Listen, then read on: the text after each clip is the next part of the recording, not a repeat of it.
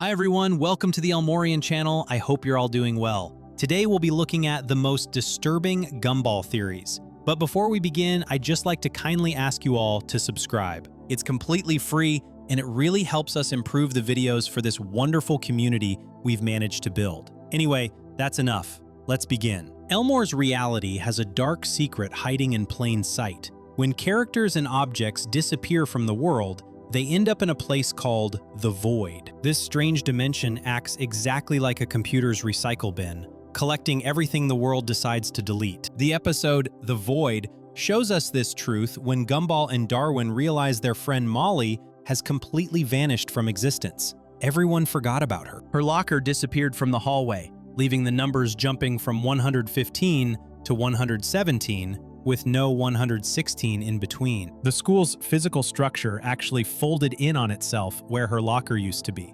compressing the space like corrupted files in a hard drive. Even the yearbook showed her edited out of photos, with the other cheerleaders hovering in midair where she once held up the pyramid. The world literally rewrote itself to patch over the gaps she left behind. Mr. Small becomes the key to understanding this phenomenon, because his tinfoil hat protects his memories from being erased. He's the only character who remembers that things keep disappearing from Elmore, and he's been tracking these deletions for years. When he helps Gumball and Darwin investigate, they discover reality itself has glitches. The spot where Molly's house used to stand shows the world folded flat like a wall, with sky and ground compressed together. This physical impossibility reveals the true nature of Elmore as something programmable, something with visible errors. The discovery of the Void changes everything. When they pry open the gap in reality, they find a floating dimension filled with the world's mistakes. Laser discs, mullets,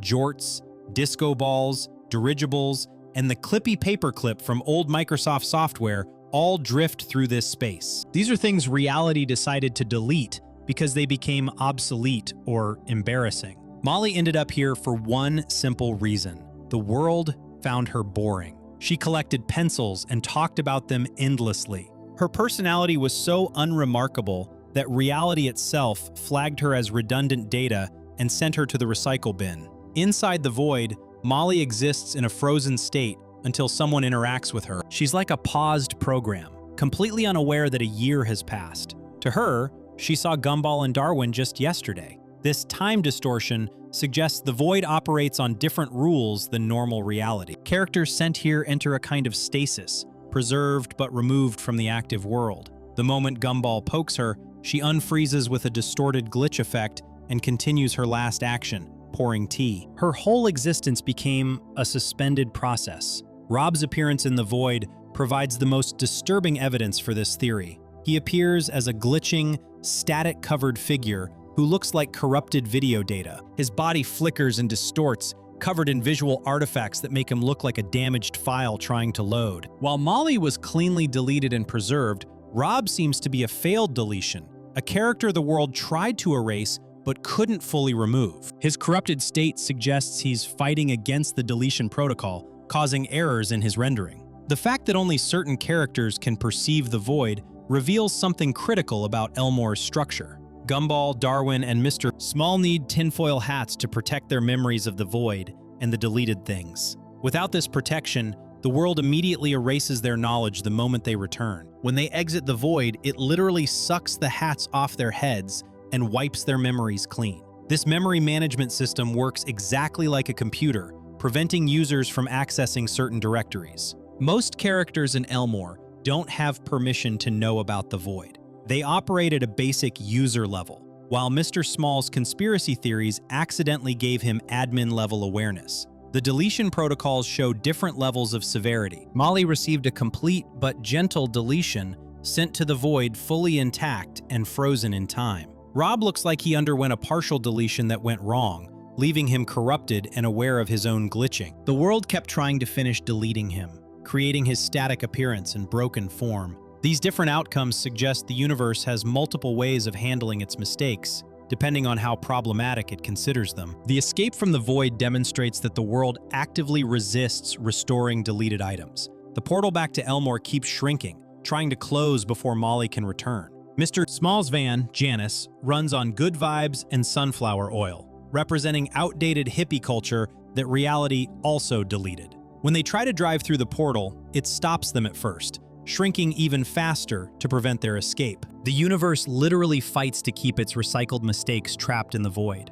The episode's ending reveals the most terrifying aspect of this digital reality. The moment they return to Elmore without their protective hats, everyone forgets the void exists. Gumball asks, "What were we talking about again?" after the void strips their memories. The world maintains its stability by forcing everyone to forget about its error correction system. This automatic memory wipe keeps the population from questioning reality's nature or trying to rescue other deleted things. This theory explains why Elmore has so many impossible elements coexisting. The town itself might be a contained environment where the universe tests different elements before deciding whether to keep them in main reality or delete them to the void. Characters who become too boring, too outdated, or too problematic get flagged for deletion.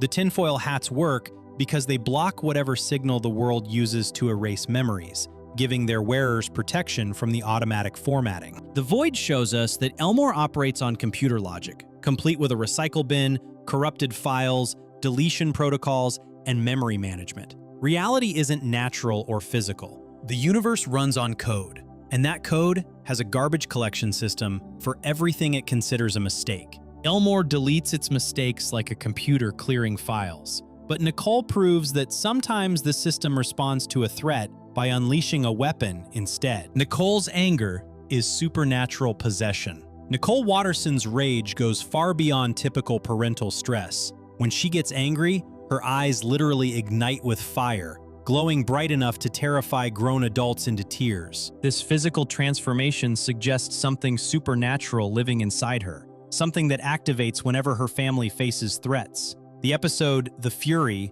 demonstrates Nicole's impossible abilities when she rushes her kids to school. She drives at speeds that break the sound barrier, causing her children's voices to arrive several seconds after they've already entered the building. When traffic blocks her path, she doesn't honk or complain. She exits the car and starts jumping from vehicle to vehicle, like gravity means nothing to her. A man tries to yell at her for being crazy, but the moment Nicole turns those fiery eyes on him, he breaks down crying and singing a nervous tune. Her gaze alone destroys his will completely. These abilities defy physics and biology. Normal anger triggers adrenaline, which can temporarily increase strength and pain tolerance. Nicole's transformations go far beyond human capability. When she needs a shortcut, she explodes through a bank entrance with enough force to blow the doors off their hinges. The explosion happens simply because she's in a hurry. She emerges carrying bank robbers she somehow captured while passing through at superhuman speed. The police were positioned outside,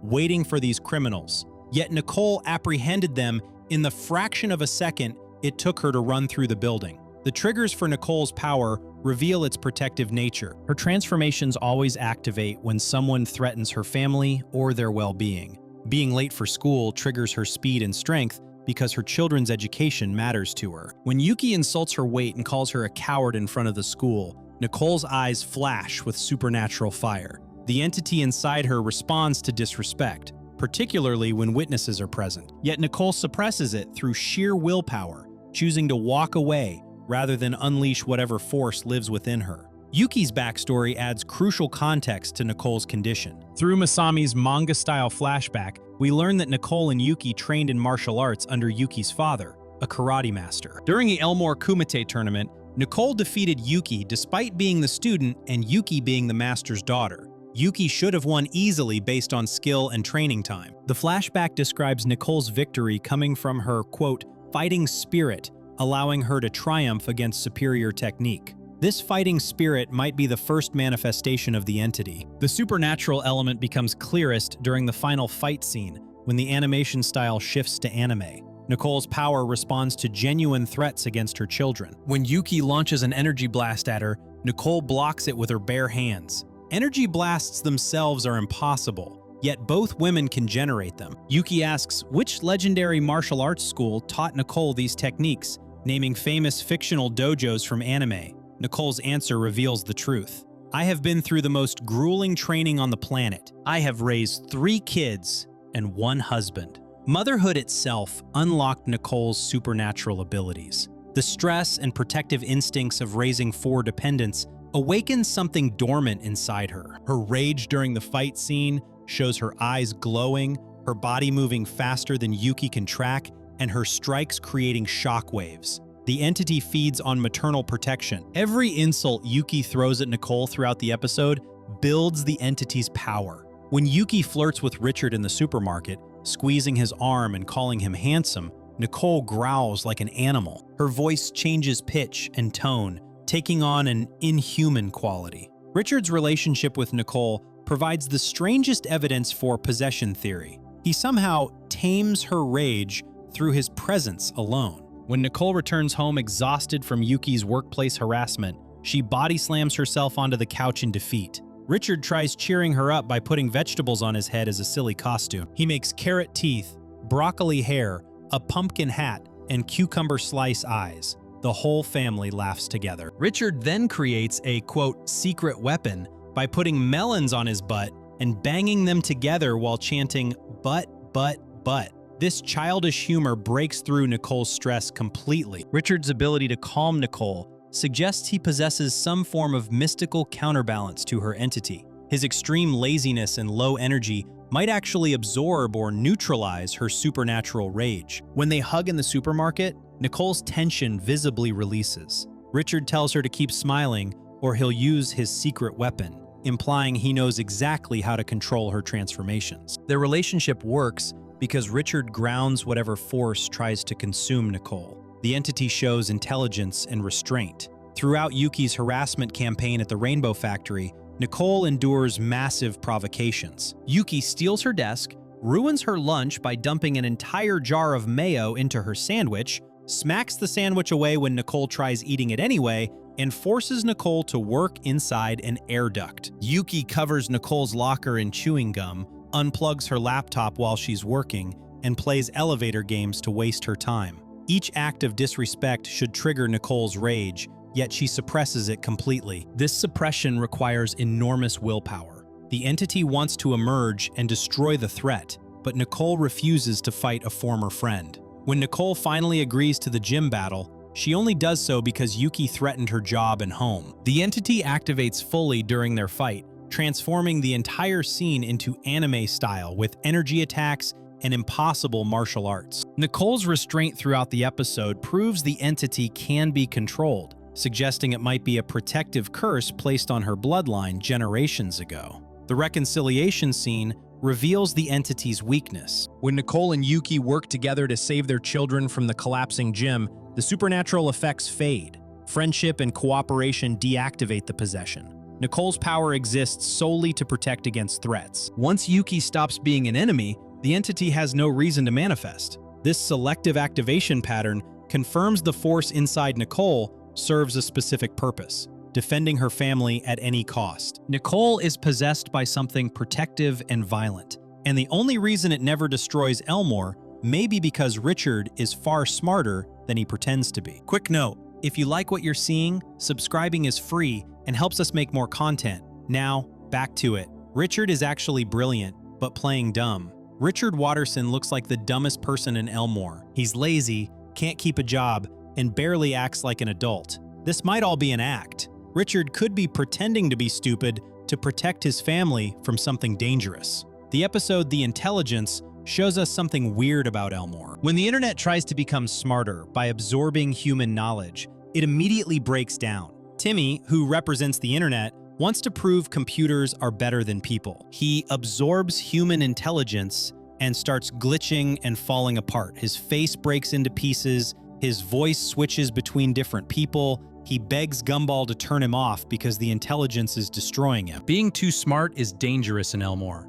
The universe punishes intelligence. Richard figured this out a long time ago. When technology fails in the episode, all the smart adults lose their minds immediately. Principal Brown dresses up like a medieval hunter with a kitchen whisk as a weapon. He talks in fake Old English and pretends to ride an imaginary horse. These adults form a hunting party even though they have zero survival skills. They lose 3 people just walking down the street. One guy gets a splinter and acts like he's dying. Richard stays home completely fine. He keeps being himself while everyone else panics and regresses into pretending they're medieval knights. The senior citizens show us the secret to surviving in Elmore. Marvin, Donald, and Betty are happy when technology fails because they never relied on being smart. They burn books for warmth. They use a map as a hat. When everyone else freaks out, these old people sit around a campfire telling stories. They survived by staying simple. Richard has been doing this his whole life. Acting dumb keeps him safe. Look at how Richard handles Nicole's anger in The Fury.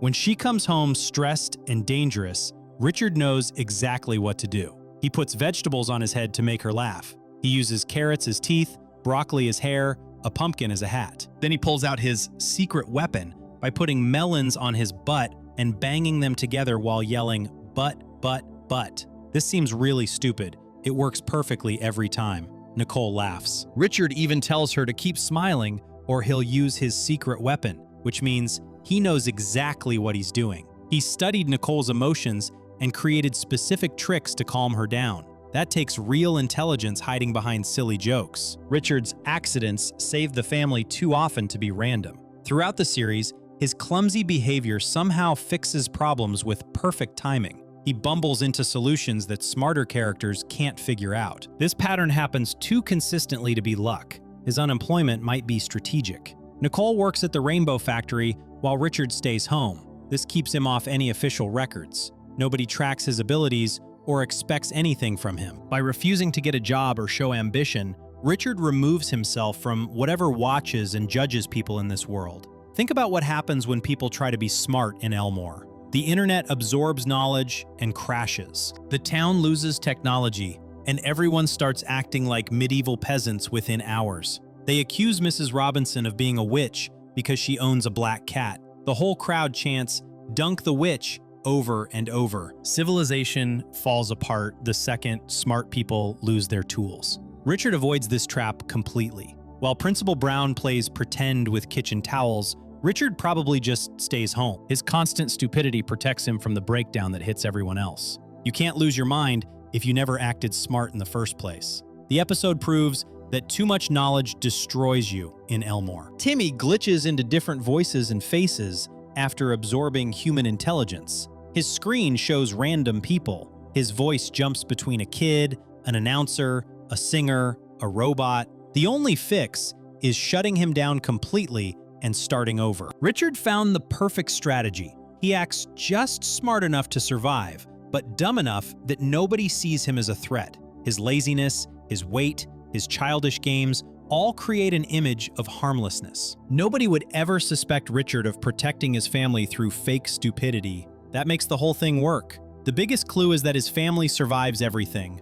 Other families struggle and fail. The Wattersons walk away from disasters that should kill them. Richard's stupidity might be covering for the fact that he's protecting them the whole time. When Gumball unplugs the internet at the end of the episode, everyone goes back to their phones immediately. They learned nothing. Richard already knew the answer. Stay simple. Stay safe. Let the universe think you're harmless. Richard acts like an idiot because in Elmore, being smart gets you killed. His stupidity is survival dressed up as laziness. Richard survives Elmore by pretending to be harmless. But Penny suggests there are families who didn't hide from the system and instead rewrote biology itself. Penny's family performed illegal genetic experiments. Penny Fitzgerald's biology makes zero sense. She's covered in a peanut shell, has deer antlers growing from her head, and when that shell cracks open, a shape-shifting fairy with wings emerges. These features come from completely different kingdoms of life.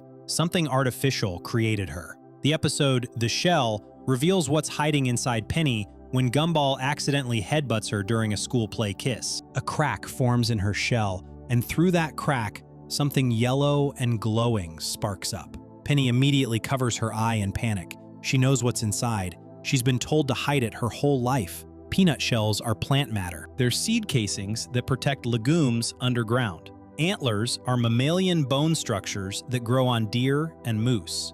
Fairy wings resemble insect appendages like butterfly or dragonfly wings. These three biological features cannot exist together naturally. Plants don't grow bones, mammals don't have exoskeletons, insects don't have antlers. Penny's body combines traits from three separate biological kingdoms in a way that evolution could never produce. When Gumball asks what's inside the shell, Penny calls it the real me. She says nobody can see it because her dad would go crazy. Patrick's reaction proves her right. The moment he sees the crack in her shell, he panics and says something unstable and dangerous is inside. He needs to fix this immediately. His fear goes beyond normal parental concern. He sounds like someone trying to contain a lab accident. Patrick drags Penny inside their house and slams his fist on the table, yelling at Gumball that he has no idea what he's messing with. When Penny argues that she wants to be herself, Patrick grounds her immediately. He tells her she doesn't know what she wants.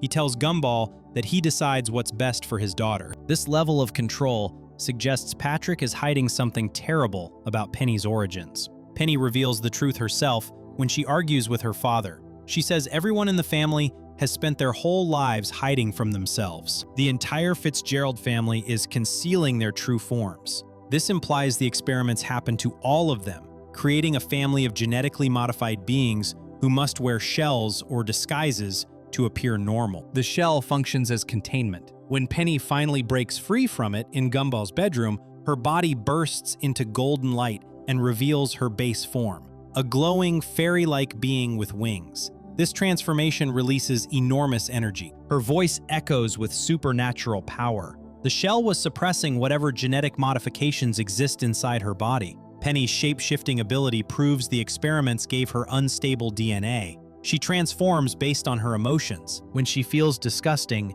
she becomes a gremlin with raspy voice. When she feels like a monster, she becomes exactly that, breaking through Gumball's wall as a giant fist and flying away as a gargoyle. She shifts into a jackalope, a minotaur, a dragon, a warthog creature, a wolf, and a small spirit form throughout the episode. Jackie Wilson calls pest control and describes Penny as kinda like an ugly cow on steroids, but uglier. She treats Penny like an escaped animal, which might be closer to the truth than anyone realizes. Pest control arrives with tranquilizer dart guns, the same equipment used for dangerous wild animals. They try to shoot Penny multiple times, suggesting this is standard protocol for Fitzgerald family members who escape their shells. Patrick's car has some kind of advanced tracking system. He finds Penny in the middle of the street immediately after she breaks free. He knows exactly where to look, suggesting he's tracked her before or has equipment designed to locate family members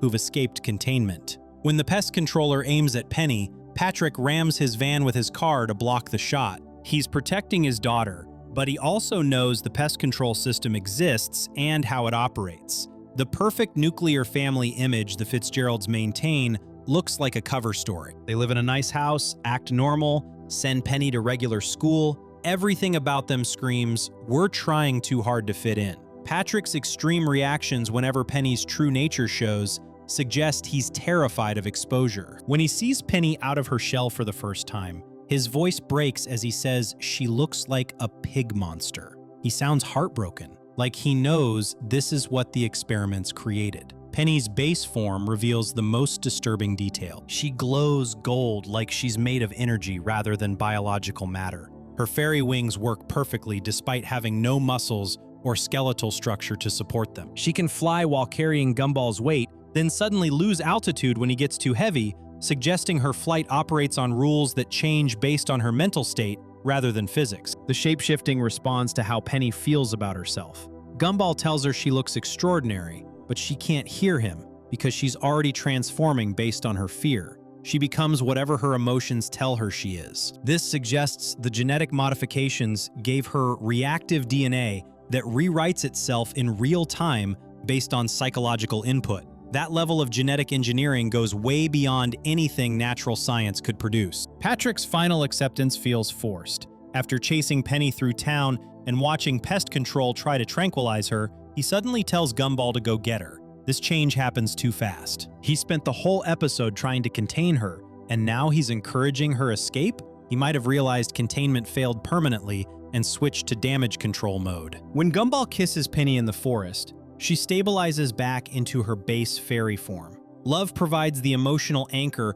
her unstable DNA needs to settle. The experiments made her biology reactive to feelings. Patrick kept her in a shell because isolation was the only way to prevent her from shapeshifting uncontrollably. The Fitzgerald family is living proof that someone in Elmore has been playing God with genetics. Penny is the result of experiments that combined incompatible biological features into a single, unstable organism. If Elmore is advanced enough to rewrite biology itself, then the idea that the entire town is a fake afterlife stops sounding crazy and starts sounding intentional. Small reminder, subscribing costs nothing and keeps these videos coming. All right, back to the next part. The Wattersons are dead, and Elmore is purgatory. The Watterson family survives things that should kill them every single day. They walk away from car crashes, explosions, and falls from impossible heights without serious injuries. Time loops back on itself. Reality rewrites around them. Elmore might be the afterlife,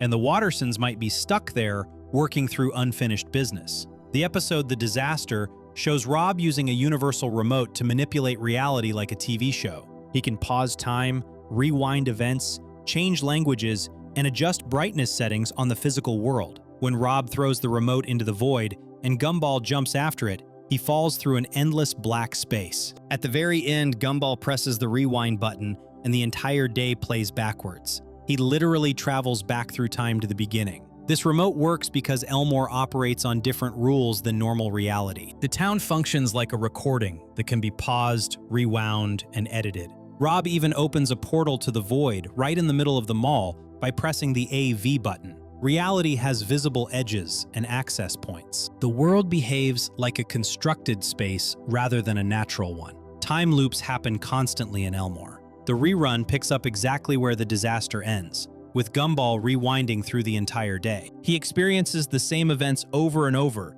trying to prevent Rob from destroying his family. Each loop shows slight variations, but the day keeps resetting. Gumball gets trapped in a cycle where he relives the same disaster repeatedly. The Wattersons survive impossible accidents. In The Return, Richard accidentally locks his kids in a shipping container overnight, forgets about them completely, and drives around town in someone else's car. When he finally finds them, he crashes a truck through multiple buildings, drives over a crowd at a movie theater, and smashes into the school. The kids pop out of the container completely fine. No injuries, no trauma. They just stand there and go to class. That episode shows Richard breaking car windows with his fists, jumping between moving vehicles, and operating a crane despite having no training. He drives what's left of a car after the container rips the bottom half off. None of this should be possible. Richard survives all of it without a scratch. The family's financial situation makes zero sense for a living family. Richard has no job. Nicole works at the Rainbow Factory doing paperwork, which couldn't possibly pay enough to support 5 people. They own a house, a car, and buy food regularly. In The Disaster, Richard goes shopping for school supplies and fills an entire trunk. How do they afford this? Where does the money come from? Purgatory operates on different economic rules. The Wattersons have what they need because Purgatory provides it. They go through the motions of normal life without the actual mechanics of survival mattering. Richard can be unemployed forever because money works differently when you're dead. Nobody ages in Elmore. Gumball, Darwin, and Anais stay the same age year after year. The show runs for multiple seasons covering many school years, yet the kids remain in the same grade. Summer happens, school starts again, and nothing progresses. They're stuck in a loop of repeating the same life stages without moving forward. Different species coexist in ways that make no biological sense. A talking peanut dates a shape-shifting fairy. A T-Rex goes to school with a balloon and a ghost. A piece of toast works with a puppet and a cactus. These aren't different races of humans. These are completely different biological kingdoms living together in one town. This impossible diversity suggests Elmore exists outside physical laws. Purgatory would collect souls from different realities, different time periods, different forms of existence. Everyone ends up in the same waiting room regardless of what they were in life. The Wattersons' house changes constantly. The layout shifts between episodes. Rooms appear and disappear. The address changes. In some episodes, they live on one street. In others, they're somewhere completely different. The house itself seems unstable, like reality struggles to keep track of where they belong. Consequences rarely stick in Elmore. Characters get hurt, buildings get destroyed, relationships fall apart, and everything resets by the next episode. In The Disaster, Rob ruins Gumball's entire life. He destroys his relationship with Penny, tears his family apart, and nearly erases him from existence.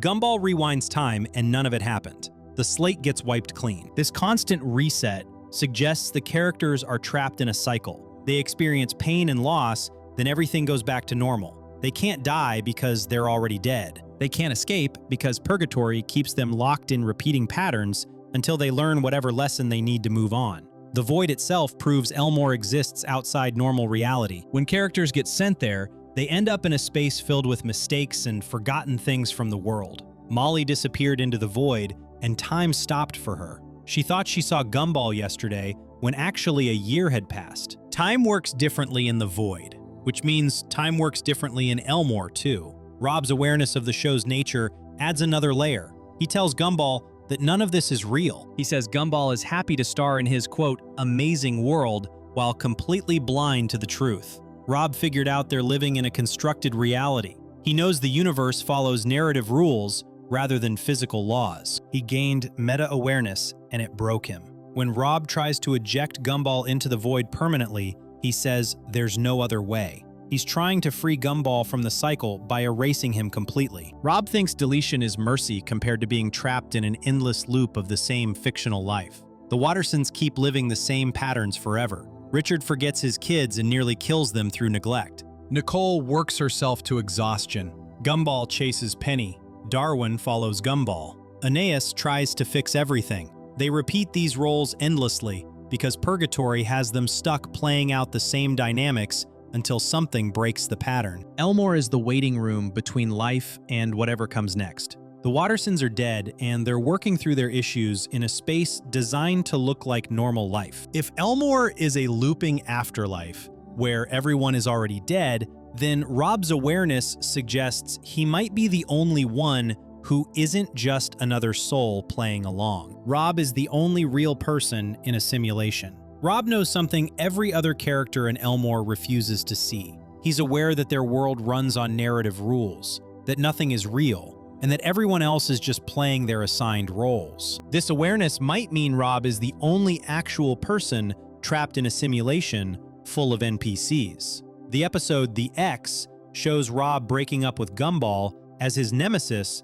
to pursue Banana Joe instead. When Gumball gets confused and asks why, Rob explains that being enemies got too complicated. He says, "You save me, I save you," like he's describing game mechanics rather than a real relationship. Rob treats their dynamic as a programmed loop that he's trying to escape. Rob's awareness of the audience proves he exists outside the simulation's normal parameters. In The Disaster, he directly addresses the camera and talks about how Gumball is happy to star in your amazing world. He asks Gumball, "Can't you see that none of this is real?" while gesturing at the mall around them. The camera zooms out to show more of the environment, emphasizing that Rob can perceive the constructed nature of their reality. That same episode shows Rob with complete control over reality through the universal remote. He can pause time, rewind events, change languages, adjust brightness, and turn subtitles on. These are video controls, not magic powers. Rob manipulates Elmore like someone controlling a video game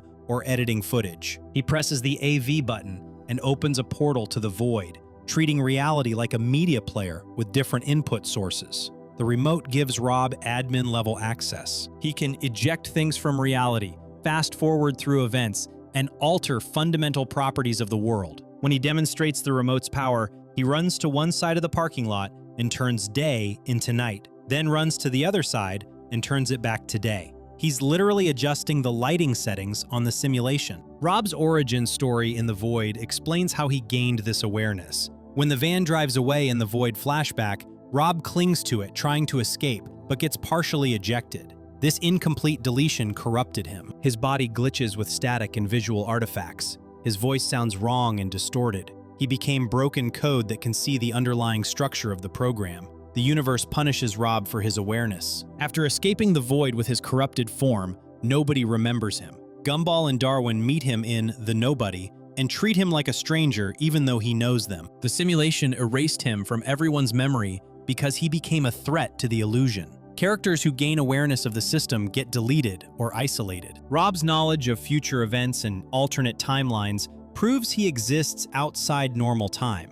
In The Disaster, he knows exactly how events will unfold. He sets up elaborate traps that require perfect timing, like making all the cars in the parking lot crash into the Watersons at once. He manipulates reality with the remote before things happen, suggesting he can see the whole timeline laid out like a script. When Rob rewinds to scenes from past episodes, he watches his own history like someone reviewing video footage. He sees himself in the void, trying to get Gumball's attention. He sees himself getting ejected and receiving his corrupted form. He watches The Nobody, where Gumball suggests he could be their mortal enemy. Rob treats his past like recorded data he can access and analyze. The fact that Rob chooses to be a villain proves his awareness. He tells Gumball, "You turned me into the villain." He says he wanted to be the cute sidekick with a plush toy and spin-off show, but Gumball, being the hero, forced him into the villain role. Rob understands their characters following narrative rules. Heroes need villains. The simulation assigned him that function. Rob's behavior in the X shows him trying to optimize his role. He switches from Gumball to Banana Joe as his nemesis because Joe is, quote, easier to hate and, quote, more simple. Rob is literally min-maxing his villain character by choosing a target that requires less effort. He treats being a nemesis like a job, with different difficulty settings. The elaborate traps Rob sets up follow cartoon logic perfectly. He explains in unnecessary detail how the oil drums will roll down the sidewalk toward Banana Joe. This is villain monologuing, a trope Rob consciously performs because he knows that's what villains do. When Gumball points out the explanation was unnecessary, Rob continues anyway, because the narrative demands it. Rob's frustration with Gumball constantly ruining his plans reveals his true struggle. Gumball keeps interfering with Rob's attempts to be a proper villain. Gumball wants attention and validation from Rob, treating their enemy relationship like a romance. This forces Rob into emotional complications when all he wants is to fulfill his assigned narrative function and maybe find a way out. The universe keeps Rob trapped in his role. When he tries to break free by choosing a simpler nemesis, Gumball stalks him and sabotages his plans. When Rob finally snaps and screams that he hates Gumball forever, romantic music plays, and the scene switches to Rob's point of view in slow motion. The simulation romanticizes their hatred, forcing it into a narrative framework Rob can't escape. Rob's ability to manipulate game mechanics appears throughout his episodes. The universal remote is just one example. He also has knowledge of how reality's rules work, like knowing that turning on subtitles will make Gumball's thoughts visible, or that turning off the parental filter will make Richard and Nicole fight. He treats reality like a game, with settings he can adjust. The shooting star at the end of the X, after Rob screams he'll hate Gumball forever, represents the simulation locking in their relationship. The romantic framing and music force Rob back into his assigned role. He tried to escape by choosing a different nemesis, but the program corrected itself and trapped him again. Rob is the only character who sees the bars of his cage. Everyone else thinks they're living real lives. Rob knows they're puppets, following scripts in a constructed world. His awareness is both his curse and his proof that he might be real. Rob may be the only one who knows Elmore is a simulation, but Banana Joe hints that some residents are invasive code designed to spread inside it. Banana Joe's species is parasitic. Banana Joe seems harmless and stupid, but his family's behavior suggests something darker. The bananas spread through Elmore society with unusual speed. They survive being eaten and regenerate. Their cheerful stupidity might be camouflage, hiding parasitic instincts that let them infect every part of town. The episode The Banana reveals key details about how the banana family operates. When Banana Joe gets his hands stuck to his face with glue, the school nurse Joan removes his eyes and mouth completely. She warns him that they did the best we could before revealing his blank face. Miss Small then just sticks Joe's features back on like removable parts. His body works like a fruit that can be peeled and reassembled. This modular biology explains how bananas spread. Real bananas reproduce through rhizomes, underground stems that spawn identical copies of the parent plant. The banana family might work the same way. Every time a piece of a banana breaks off, it could potentially grow into a new family member. Joe losing an eye or getting parts of his body torn apart might actually create new bananas. Throughout the episode, Joe keeps getting injured in ways that should be fatal.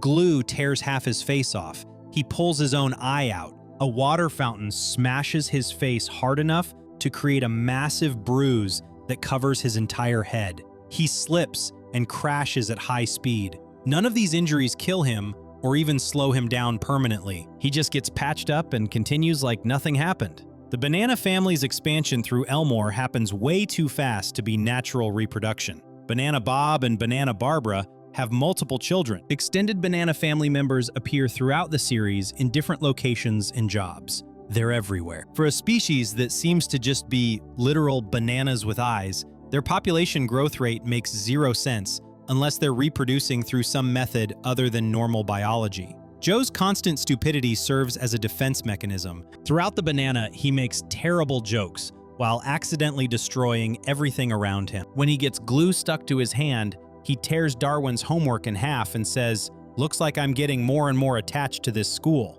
When he sticks his hand to his eye and pulls it off, he screams in horror at seeing his own eye. This behavior makes him seem too dumb to be a threat. People tolerate the bananas because they appear harmless. Joe's dad, Banana Bob, wears a fake mustache and acts friendly. Banana Barbara paints prophecies but frames them as hobby art. The family integrates into normal society by playing up their quirky, non-threatening image. Nobody suspects them of being parasitic because they seem too stupid and cheerful to be dangerous. The banana family's ability to survive being eaten is the biggest clue. Real bananas get consumed and destroyed. The banana family members in Elmore can be eaten and come back. They regenerate from damage that would kill other species. This is classic parasitic behavior, where the organism survives inside or through its host. Joe's pin story reveals how the family maintains their spread. Obadiah Banana, the founder of their family, used an expensive fountain pen to sign the registry when he first came to Elmore. Joe mentions his ancestor had to hide it to keep it safe, with a knowing laugh, implying he hid it inside his body. This suggests the bananas have been establishing themselves in Elmore for generations through careful planning. The fact that Obadiah founded the family line means the bananas arrived from somewhere else. They immigrated to Elmore and established a foothold. Now they're spreading through the town systematically. Each generation produces more bananas who take different roles in society. Bob works various jobs. Barbara creates art. Joe attends school. They're infiltrating every level of the community. Joe's behavior after getting beaten up shows the family's true strategy. When he wakes up after crashing into the water fountain, he accepts that Gumball and Darwin beat him without question. He immediately forgives them and quotes his ancestor Obadiah, saying, "Nothing was lost until you lose a friend." The bananas maintain their spread by never making enemies, always forgiving, always staying integrated. This forgiveness pattern appears throughout the episode. When Gumball accuses Joe of chewing Darwin's pen, Joe immediately offers forgiveness instead of getting defensive. When his face gets torn apart by glue, he doesn't blame anyone. When Gumball and Darwin destroy everything in his locker, including his family heirloom pen, Joe still wants to be friends. This extreme forgiveness keeps the bananas from getting expelled from society. The integration strategy works perfectly. By the end of the episode, even after Gumball reveals that the whole conflict was his fault and the pen was his all along, Joe and Darwin choose to stroke Gumball gently instead of punishing him. The bananas have trained the other species in town to accept them completely. Nobody fights back against the banana family because they're too nice to hate. Banana Barbara's painting abilities suggest the family has some form of collective intelligence or precognition. She paints the future accurately, meaning the bananas might be coordinating their spread through shared information. Each family member could be connected to a larger network, working together to expand their presence while maintaining individual personalities as cover. The speed at which Joe's injuries heal and get patched up proves the bananas have support systems in place. The school nurse knows exactly how to reattach his features. Mr. Small helps without questioning why a student's face came off. The town has adapted to accommodate banana biology, which means the bananas have successfully made themselves essential to Elmore's functioning. Joe's cheerful stupidity during disasters masks calculated survival instincts. When he gets stuck to himself with glue, he makes jokes the whole time. When he loses his eye, he screams, then immediately calms down. This pattern shows someone who knows they'll survive and is just performing emotions they think others expect. The stupidity is an act that hides awareness of what the banana family really is. The bananas are parasites that spread through extreme friendliness, regeneration, and strategic stupidity. They've successfully infected Elmore at every level, and nobody realizes it. because they're too busy forgiving the harmless banana family. If the bananas prove Elmore can be slowly taken over by friendly parasites, then Principal Brown looks like proof that someone tried building life on purpose and didn't quite get it right. Oh, and before we go further, a subscribe helps us out a lot. Now, let's keep going. Principal Brown is a failed experiment. Principal Brown looks wrong. His fur has an artificial texture. His body proportions match no known animal species. His desperate need for love and validation suggests incomplete emotional development. Brown might be a failed creation placed in a monitoring position where someone can keep watch on him. The episode The Apology reveals Brown's strange relationship with Miss Simeon, who is 300,000 years old. She taught during the Stone Age. Brown dating someone from prehistoric times suggests he exists outside normal temporal rules. Either he's extremely old himself, or he was created specifically to be compatible with her. Brown's appearance raises immediate questions. He has brown fur covering his entire body, but his species is never identified. He resembles a furry blob with clothes rather than any recognizable animal. His proportions are off. His head connects to his body without a proper neck. His limbs attach at odd angles. He looks like someone designed an animal person without fully understanding anatomy. His synthetic-looking fur suggests artificial creation rather than natural evolution. Real animal fur has texture variation, different lengths, natural patterns. Brown's fur looks uniform and flat, like someone spray-painted brown fuzz onto a mannequin. Even cartoon animals in Elmore have distinctive features that identify their species. Brown has none. He's just generically brown and fuzzy. Brown's desperate emotional needs point to incomplete programming. Throughout The Apology, he constantly seeks validation from Miss Simeon. When she goes ape and destroys his office, he tries kissing her and suggesting they focus on their relationship instead. When she ignores him to obsess over Gumball and Darwin, he tearfully says, "If this really is the kind of person you are, then we seriously need to talk about our relationship." His attachment to Miss Simeon borders on pathological. He defends her even when she's clearly wrong. When she tries to frame Gumball and Darwin multiple times, Brown keeps giving her chances. He only threatens to fire her after she openly commits vandalism and frames the kids with spray paint. Even then, he immediately starts crying about their relationship rather than focusing on her criminal behavior. This suggests Brown was programmed with a need for companionship that overrides his judgment. An experiment creating artificial beings might install baseline emotional drives without properly balancing them. Brown got the need for love programming, but lacks the self-preservation instincts that would make him leave an abusive relationship. His role as principal keeps him monitored while giving him limited authority. Running a school means he stays in one location with predictable patterns. Teachers, students, and parents interact with him daily. Anyone watching Brown would have constant updates on his behavior and stability. His administrative position provides the illusion of control while actually keeping him contained. The school setting also limits the damage Brown can cause if he malfunctions. He can't hurt too many people at once. His authority only extends to children and staff. If Brown starts breaking down or acting erratically, it gets noticed immediately. Compare this to giving him a job with real power, where his failures could affect the whole town. Brown's office getting destroyed repeatedly throughout the episode reveals another pattern. Every time Miss Simeon goes ape, she trashes his space. Brown just accepts it.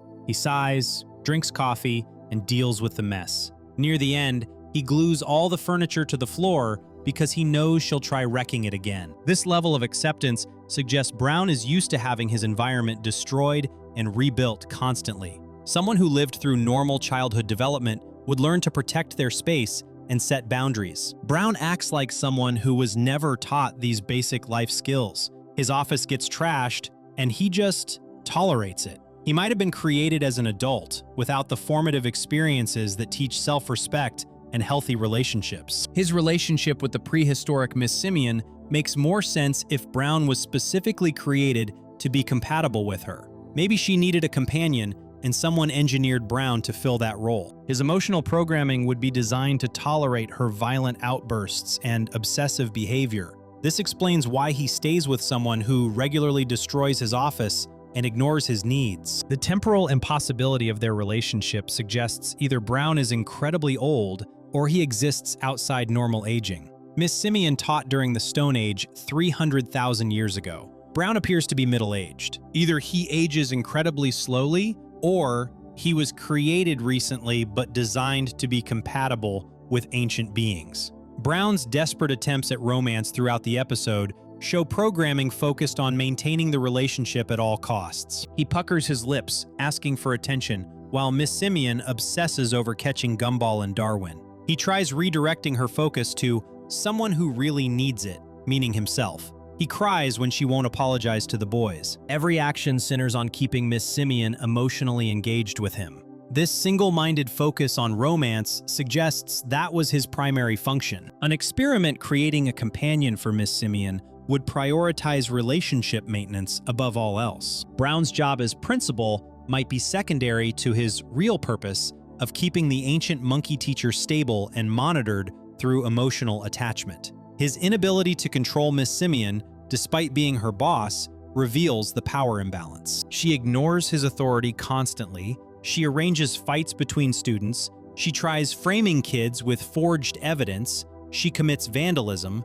Brown threatens to fire her but never follows through. His administrative power means nothing against someone he's emotionally dependent on. This dependency could be programmed. If Brown was created to be Miss Simeon's partner, his creators might have installed safeguards preventing him from leaving her or enforcing real consequences for her behavior. He can threaten and cry, but he cannot actually break the bond. His programming locks him in place. Brown's acceptance of abuse and destruction suggests he was designed to be eternally patient and forgiving. Real people develop limits and walk away from toxic relationships. Brown just keeps trying. He glues furniture down instead of demanding better treatment. This is the behavior of something programmed to endure rather than someone with genuine free will. Principal Brown is a failed experiment in creating artificial companionship for prehistoric beings. His incomplete emotional programming and synthetic appearance mark him as something manufactured rather than born. If Principal Brown shows what happens when life is artificially created wrong,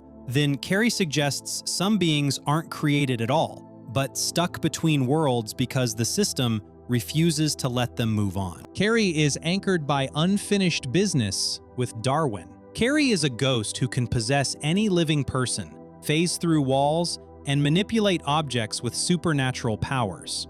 She could attach herself to anyone in Elmore. Instead, she fixates specifically on Darwin. Ghost mythology requires unfinished business to keep spirits trapped on Earth. Carrie's crush might be the anchor preventing her from moving on. The episode The Matchmaker reveals Carrie's deep connection to Darwin. When Gumball asks her to help make Terry fall in love with Darwin, Carrie's expression immediately changes from happy to devastated. She's forced to watch the person she loves pursue someone else. Throughout the episode, she sabotages Gumball's plans while pretending to help, showing that her feelings run deeper than simple jealousy. Darwin keeps a photo on his computer that he stares at wistfully while singing sad love songs. The photo shows their classroom, with Carrie sitting at her desk. She's a ghost, so she appears invisible in the picture. Darwin specifically chose an image where Carrie's presence can only be detected by someone looking for her. He sings "Your photo on the screen" while looking at an empty desk where she sits. This suggests their connection existed before the current timeline. Darwin calls Carrie the girl of my dreams in past tense, implying she used to be his romantic interest, but something changed. The photo captures a moment when he could see her, when they had something together. That relationship ending might be the unfinished business keeping Carrie anchored. Ghost lore across cultures agrees that spirits remain trapped on Earth when they have unresolved matters. Carrie died young, probably as a teenager based on her appearance and behavior. Ghosts of her age typically stay behind because of sudden death that prevented them from completing something important. Teenage ghosts often linger because of unfulfilled love. Carrie's abilities prove she's a powerful spirit. She can possess Terry and make her text Darwin planning a wedding. She creates love potions using supernatural knowledge. She sheds tears that have magical properties, turning the potion bright pink and making romantic music play. These aren't basic haunting abilities. Carrie has deep mystical knowledge and power that she channels through her emotions about Darwin. The love potion scene reveals the depth of her feelings. When Carrie adds her tear to the potion as the tear of someone who loves him, she breaks down crying. Gumball asks where the romantic music is coming from, and Carrie says, "It's just what happens when you stir a love potion," while sniffling. She's literally pouring her love into magic designed to give Darwin to someone else. This sacrifice shows Carrie understands true love means wanting the other person's happiness even when it hurts. She tells Gumball, if you like someone, you're supposed to help them find happiness, even if it ruins their chances. She's disappointed in herself for sabotaging Gumball's plans. Carrie is actively trying to help Darwin be happy with Terry, despite knowing it will break her heart. Darwin's reaction at the end breaks the spell. When he sees Carrie crying over his relationship with Terry, the love potion's effects immediately vanish. True love broke the spell. The potion was powerful enough to make Darwin propose marriage to Terry within hours. It completely overwrote his personality and preferences. But seeing Carrie in pain destroyed all that artificial love instantly. This proves Darwin's real feelings were always for Carrie. The potion could make him act in love, but it couldn't override the genuine connection he has with the ghost girl. When he sees her crying, his true self breaks through. He pushes Terry away and rushes to Carrie without hesitation. The spell shattering suggests Darwin and Carrie's bond exists on a level deeper than magical manipulation can reach. Their awkward confession scene at the end shows two people who've been in love for a long time finally admitting it. Carrie stammers about going somewhere sometime to do something. Darwin says both options sound great. They're so nervous they can barely speak. This isn't new love. This is old love finally getting acknowledged. Carrie's family casually accepts death in ways that suggest they know something about how it works in Elmore. In other episodes, Carrie's parents treat being dead like a lifestyle choice rather than a tragedy. They interact with the living world normally. This casual acceptance implies the Kruger family understands death differently than most people. They might know about time loops, alternate timelines, or resurrection cycles. If Darwin and Carrie were together in a previous timeline and something went wrong, that would explain Carrie's specific attachment. Maybe she died in Darwin's arms. Maybe Darwin's death triggered hers. Maybe they made promises to each other that got interrupted by catastrophe. The unfinished business keeping Carrie's ghost trapped could be unspoken words or incomplete moments from a previous iteration of their lives. Darwin being a goldfish who evolved legs makes him unique in Elmore's biology. He literally died and came back transformed into something new. The Origins shows Darwin suffocating outside his fishbowl, growing legs and lungs as he dies. He walks back into the house as a different creature. Darwin has personal experience with death and resurrection. This makes him compatible with Carrie in ways other living people couldn't be. Carrie's invisibility in photos creates a metaphor for unfinished business. She exists, but can't be captured or recorded. She's present, but unacknowledged. Darwin keeps a photo of the exact spot where she sits, staring at empty space that holds the person he loves. He sees what others miss. He remembers what the photo can't show. The song Darwin sings at the beginning describes looking at a photo on the screen while his eyes well up. He vents his spleen. His heart is drenched in gasoline. Without her, he can't breathe. These aren't normal Crush lyrics. This is grief language. Darwin is mourning someone he lost, someone who used to be there but now appears only as empty space in photographs. Carrie's tear has enough power to create magical effects. Ghosts in folklore cry tears of genuine emotion that living people can't produce because they're concentrated essence of feeling without physical body to dilute it. Her tear literally changes the potion's properties, adding the element of true love. She's giving Darwin her actual heart in liquid form. The fact that true love breaks the spell while nothing else could proves Darwin and Carrie's connection transcends normal relationships. Their bond exists outside the rules that govern other people. It survives death, breaks magic, and persists across timelines. This is unfinished business strong enough to anchor a ghost to the mortal world. Carrie stays trapped as a ghost because she's waiting for Darwin to remember what they had before everything changed. If Carrie lingers because love can trap a ghost, then Harold proves some beings will flee entirely when they finally see the cage they're in.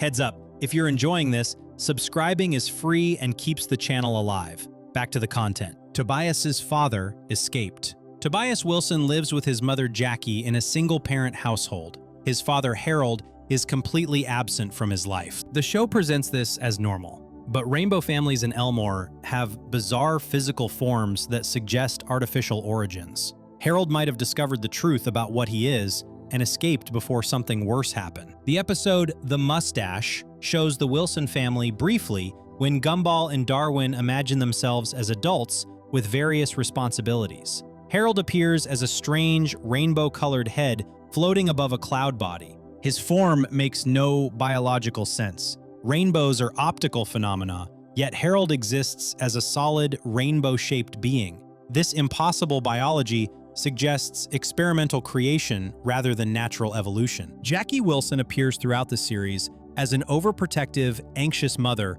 who constantly hovers over Tobias. Her defensive behavior and need to control everything in Tobias's life hints at someone hiding a terrible secret. She acts like a person terrified that someone will discover what really happened to Harold and what their family actually is. The timing of Harold's disappearance aligns suspiciously with Tobias developing personality and awareness. Tobias acts like a typical teenage boy, obsessed with being cool and getting attention. This normal behavior might be recent development. If Tobias was created rather than born, his personality emerging could have triggered Harold's escape attempt. Rainbow families appear to be part of the same experimental program that created other impossible beings in Elmore. Their physical forms combine elements that cannot exist together naturally. Harold is literally made of light refraction and water vapor. Jackie has a similar rainbow composition. Tobias inherited this impossible biology, proving the experiments continue across generations. Harold's complete absence from Tobias's life goes beyond normal divorce or separation.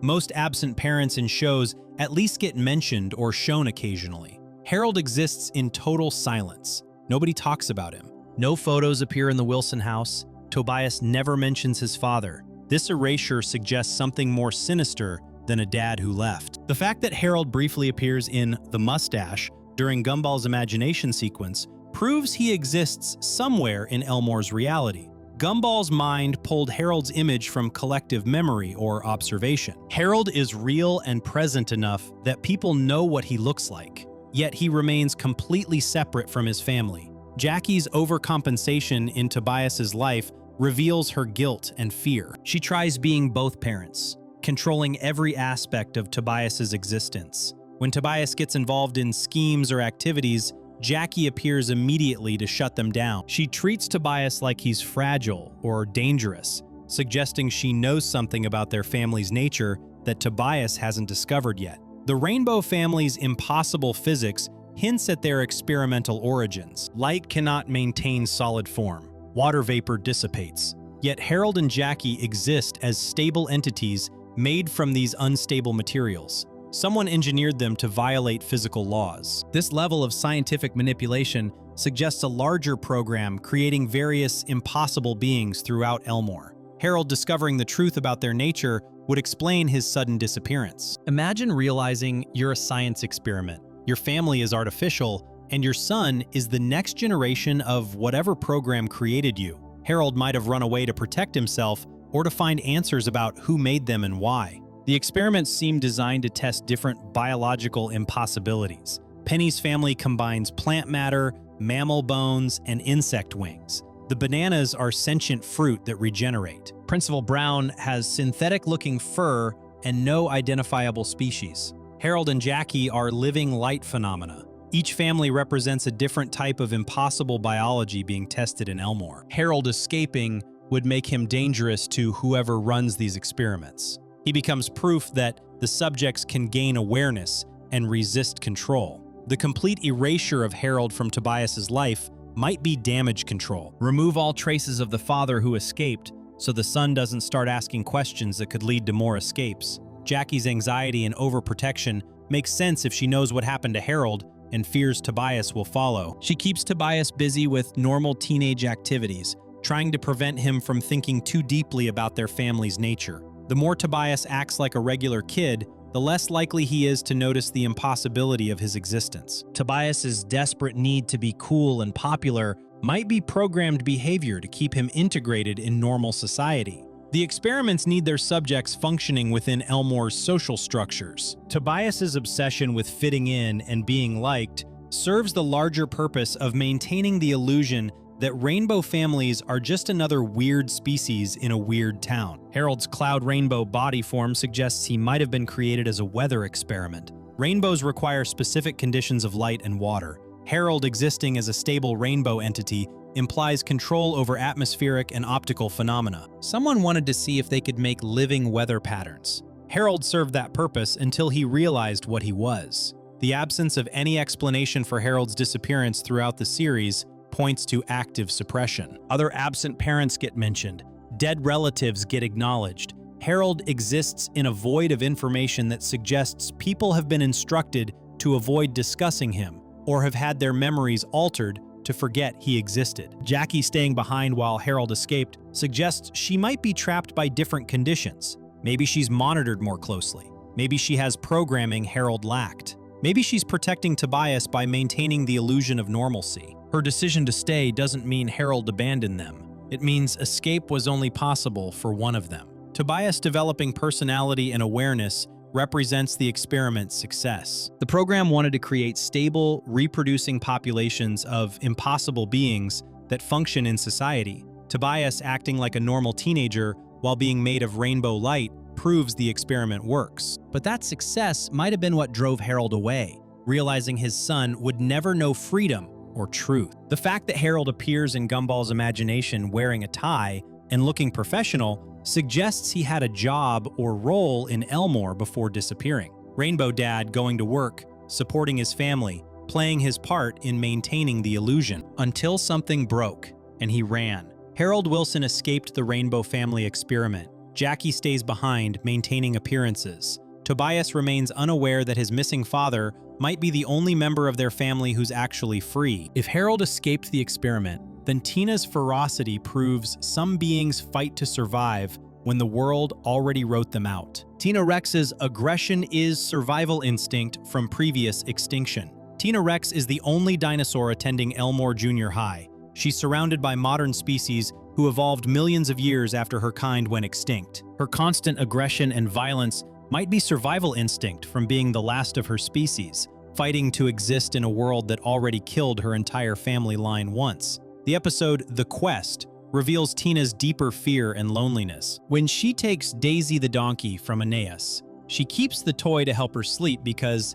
it's just so scary here. Tina admits she never had a toy before. Her family lives in a literal dump. She's terrified at night. This fear goes beyond normal childhood anxiety. Tina is scared because she knows what extinction feels like. Tina, being the only dinosaur shown throughout the series, suggests her species was specifically preserved or recreated. Dinosaurs went extinct 65 million years ago. Every other species in Elmore evolved after that event. Tina exists as a living fossil, a creature that should be dead, but somehow survived. This makes her presence in modern Elmore deeply unnatural. Her violence serves as territorial behavior from being the last of her kind. When you're the only survivor of a species, every interaction becomes a threat to your existence. Tina bullies smaller students, roars at anyone who challenges her, and uses her size to intimidate. She's establishing dominance because she's hardwired to protect her bloodline,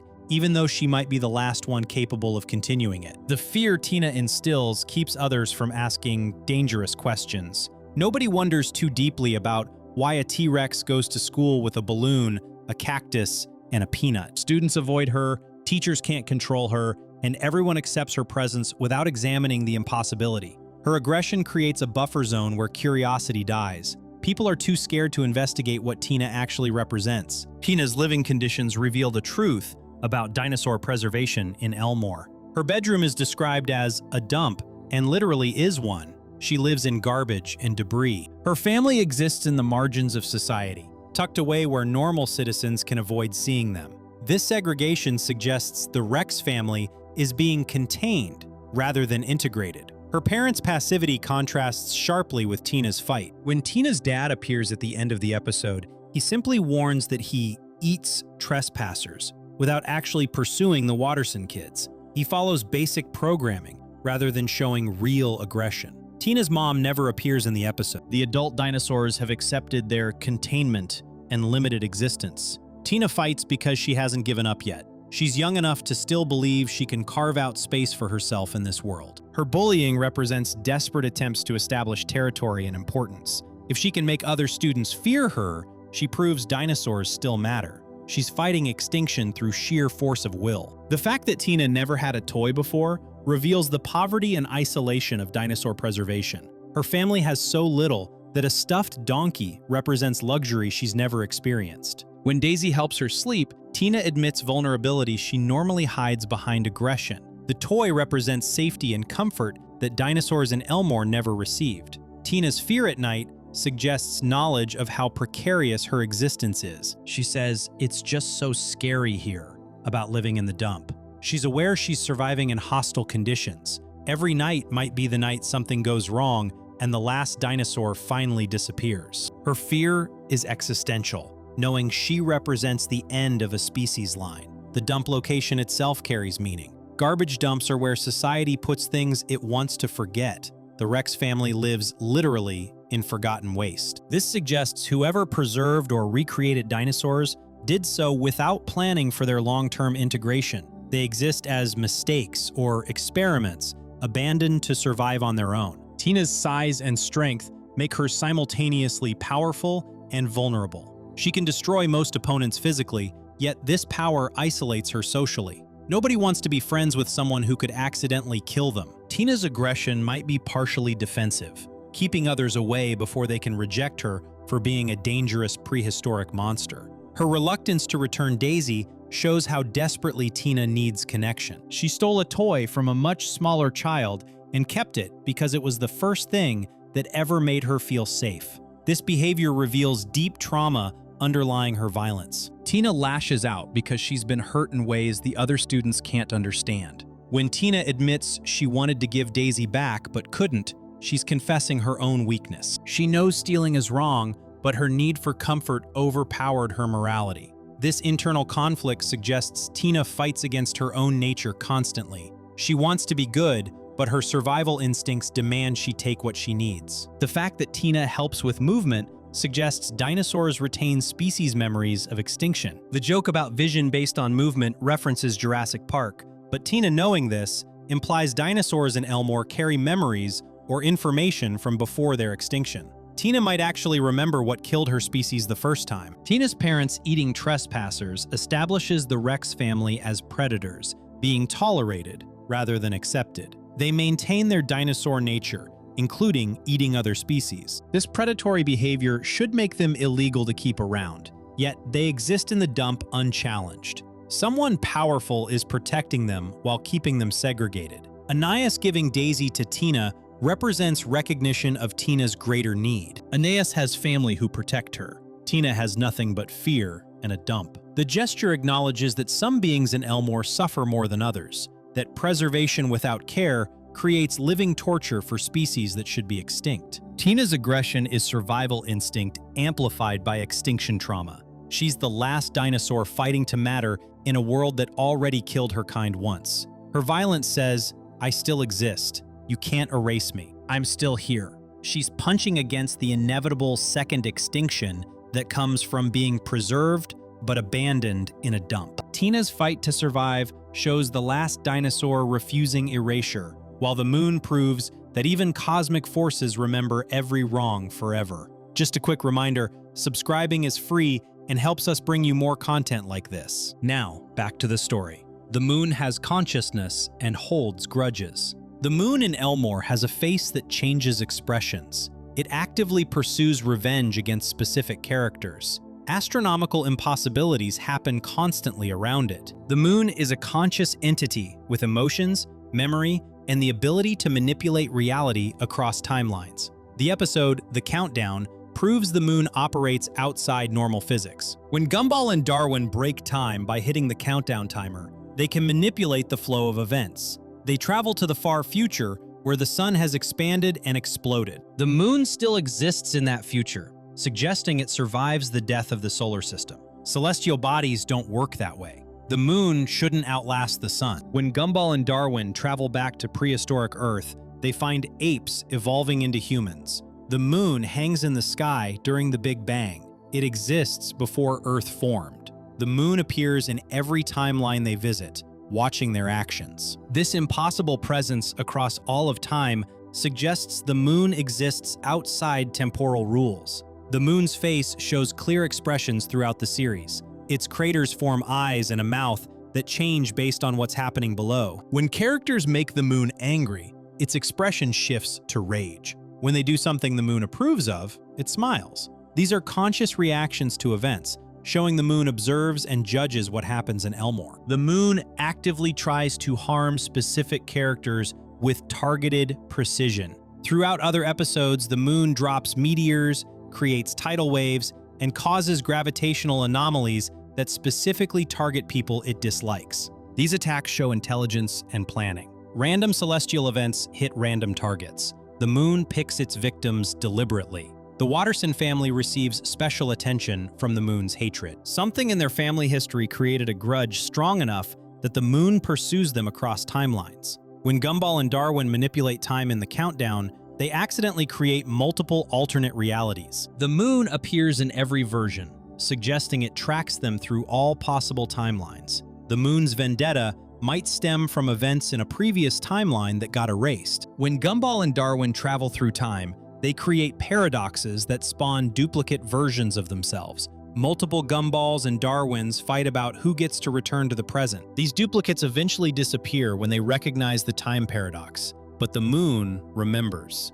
The moon witnessing all these timeline violations might explain its hatred. Gumball and Darwin repeatedly break reality by manipulating time. They push the monkey that was supposed to evolve into humanity's ancestor off a cliff. They accidentally create timelines where humans never evolved properly, where everyone speaks German, where people have two heads. The moon watches the Wattersons corrupt every timeline they touch. The moon being worshipped in one alternate timeline proves its conscious nature. When Gumball and Darwin help the ape evolve, the apes start worshipping them. Later, when they return to the present, they find themselves at the top of a temple as deities. But the moon engineered this worship as a trap. Miss Simeon appears and thanks them for your sacrifice, implying the moon set up a situation where the worshipped deities get killed. This sacrifice setup shows the moon's intelligence and cruelty. It let the Wattersons think they'd achieved godhood, then revealed it was preparing to execute them. The moon creates elaborate revenge plots that maximize suffering before the final blow. The moon's ability to influence events across all timelines suggests it exists in a higher dimension. Regular beings experience one timeline at a time. The moon sees all possible timelines simultaneously. This omnipresent awareness makes it nearly impossible to escape. Every attempt Gumball and Darwin make to fix their mistakes creates a new timeline where the moon is already waiting. The astronomical impossibilities that happen regularly around the moon prove it manipulates physics deliberately. In the countdown, the sun expands and explodes while the moon remains stable. The moon shouldn't survive that event. Stars dying typically destroy or ejaculate their orbital bodies. The moon staying intact shows it controls its own existence independent of natural laws. The moon appearing during the Big Bang reveals its true nature as something that existed before the universe began. The Big Bang represents the origin point of all matter and energy, yet the moon is already there, watching. This means the moon predates creation itself. It's an entity from outside reality that got incorporated into the physical universe. The moon's face, formed from craters that coincidentally create features, only makes sense if the moon designed itself that way. Natural impacts create random patterns. The moon's face appearing in every culture's mythology suggests it deliberately shaped itself to be recognizable. It wants beings to know it's watching them. The moon's expressions changing based on mood confirms active consciousness. Craters are fixed geological features. They don't shift around based on events happening millions of miles away. Yet the moon's face changes in real time, reacting to what happens in Elmore. This requires awareness, processing, and emotional responses. The moon tracking the Wattersons through alternate timelines shows obsessive grudge holding. In the timeline where everyone speaks German, the moon is there. In the timeline where everyone has two heads, the moon watches. In the timeline where they blink vertically, the moon observes. No matter how many times reality gets rewritten, the moon's vendetta remains consistent. The moon letting them live in the final timeline where everyone blinks vertically might be its cruelest revenge. Gumball says, I can live with that, accepting a reality that's permanently altered in a weird but livable way. The moon didn't kill them. It made them accept living in a corrupted timeline as punishment. They have to spend their lives in a world they broke, while the moon watches them suffer the consequences. The moon being an entity rather than a celestial body explains why it never follows orbital mechanics properly. Real moons have predictable paths based on gravity and momentum. Elmore's moon appears wherever it wants, regardless of where it should be based on Earth's rotation or time of day. It teleports to wherever it needs to be to observe or punish its targets. The moon has consciousness, memory, and power over reality itself. It holds grudges across timelines. The Wattersons wronged it somehow, and the moon will never forgive them. The moon punishes the Wattersons across time for every mistake, while Larry suffers eternally to keep Elmore's commerce from collapsing. Larry is trapped in a work curse. Larry Needlemeyer works every single job in Elmore. He's the mechanic, the pizza delivery driver, the burger joint cashier, the video store clerk, the police accountant, and pest control operator. One person can't physically be in multiple places at once. Larry is trapped in a curse that forces him to be wherever commerce happens in Elmore. The episode, The Pizza, reveals how completely Elmore depends on Larry. When he quits all his jobs after 20 minutes of the Wattersons mistreating him, society immediately collapses into apocalyptic chaos. The electricity goes out, cars explode, a passenger plane crashes, citizens form violent gangs within minutes. This instant breakdown proves Larry was holding the entire town together through his labor. Larry working simultaneously at the mechanic shop, burger joint, and video store on the same day shows the curse's power. Nicole encounters him fixing her car in the morning. Richard sees him serving burgers around lunch. Gumball visits him at the video store later. Larry didn't have time to travel between these locations or change uniforms. He just appears wherever work needs doing. His exhaustion and desperation throughout the episode suggest this labor isn't voluntary. When Richard orders pizza with impossible specifications, Larry initially protests. 5 different pizza types that can't be cooked in the same oven, but must arrive at identical temperature. Richard demands a toy that the pizza place doesn't offer. Larry gives in to everything because he has no choice. The curse forces him to fulfill any commercial request. Larry's defeated acceptance when asked, "Would you like to add a tip?" shows someone who's given up fighting. He asks this question at every job, knowing customers will likely say no, knowing he'll continue working regardless. When Gumball takes money from the tip jar instead of giving a tip, Larry screams, "Get out of here!" but still can't quit. The curse won't release him even when customers steal from him. The fact that nobody in Elmore knows Larry's actual name reveals the curse's nature. The Wattersons call him Gary, Barry, Harry, and Mary. They interact with him constantly across multiple businesses, but never learn his real identity. The curse makes Larry forgettable as a person while making his labor essential. He becomes invisible, except when performing commercial functions. Every time the Wattersons ruin a business, Larry appears at a new one immediately. When Nicole yells at him as a mechanic, he's working the burger joint minutes later. When Richard gets banned from the burger place, Larry already staffs the pizza delivery service. When they're kicked out of the video store, Larry has taken another job. He's bound to commerce itself, flowing wherever transactions happen. Larry's final breakdown after the pizza order shows the curse approaching its breaking point. He records a goodbye message saying, "I can't take it anymore," and "I have only one thing left to say to you, Elmore, before quitting." Even in his resignation, the curse forces him to advertise family pizza deals. He can't quit without still promoting products. The curse won't let him leave cleanly. The apocalypse happening within 20 minutes of Larry quitting proves the curse serves a cosmic function.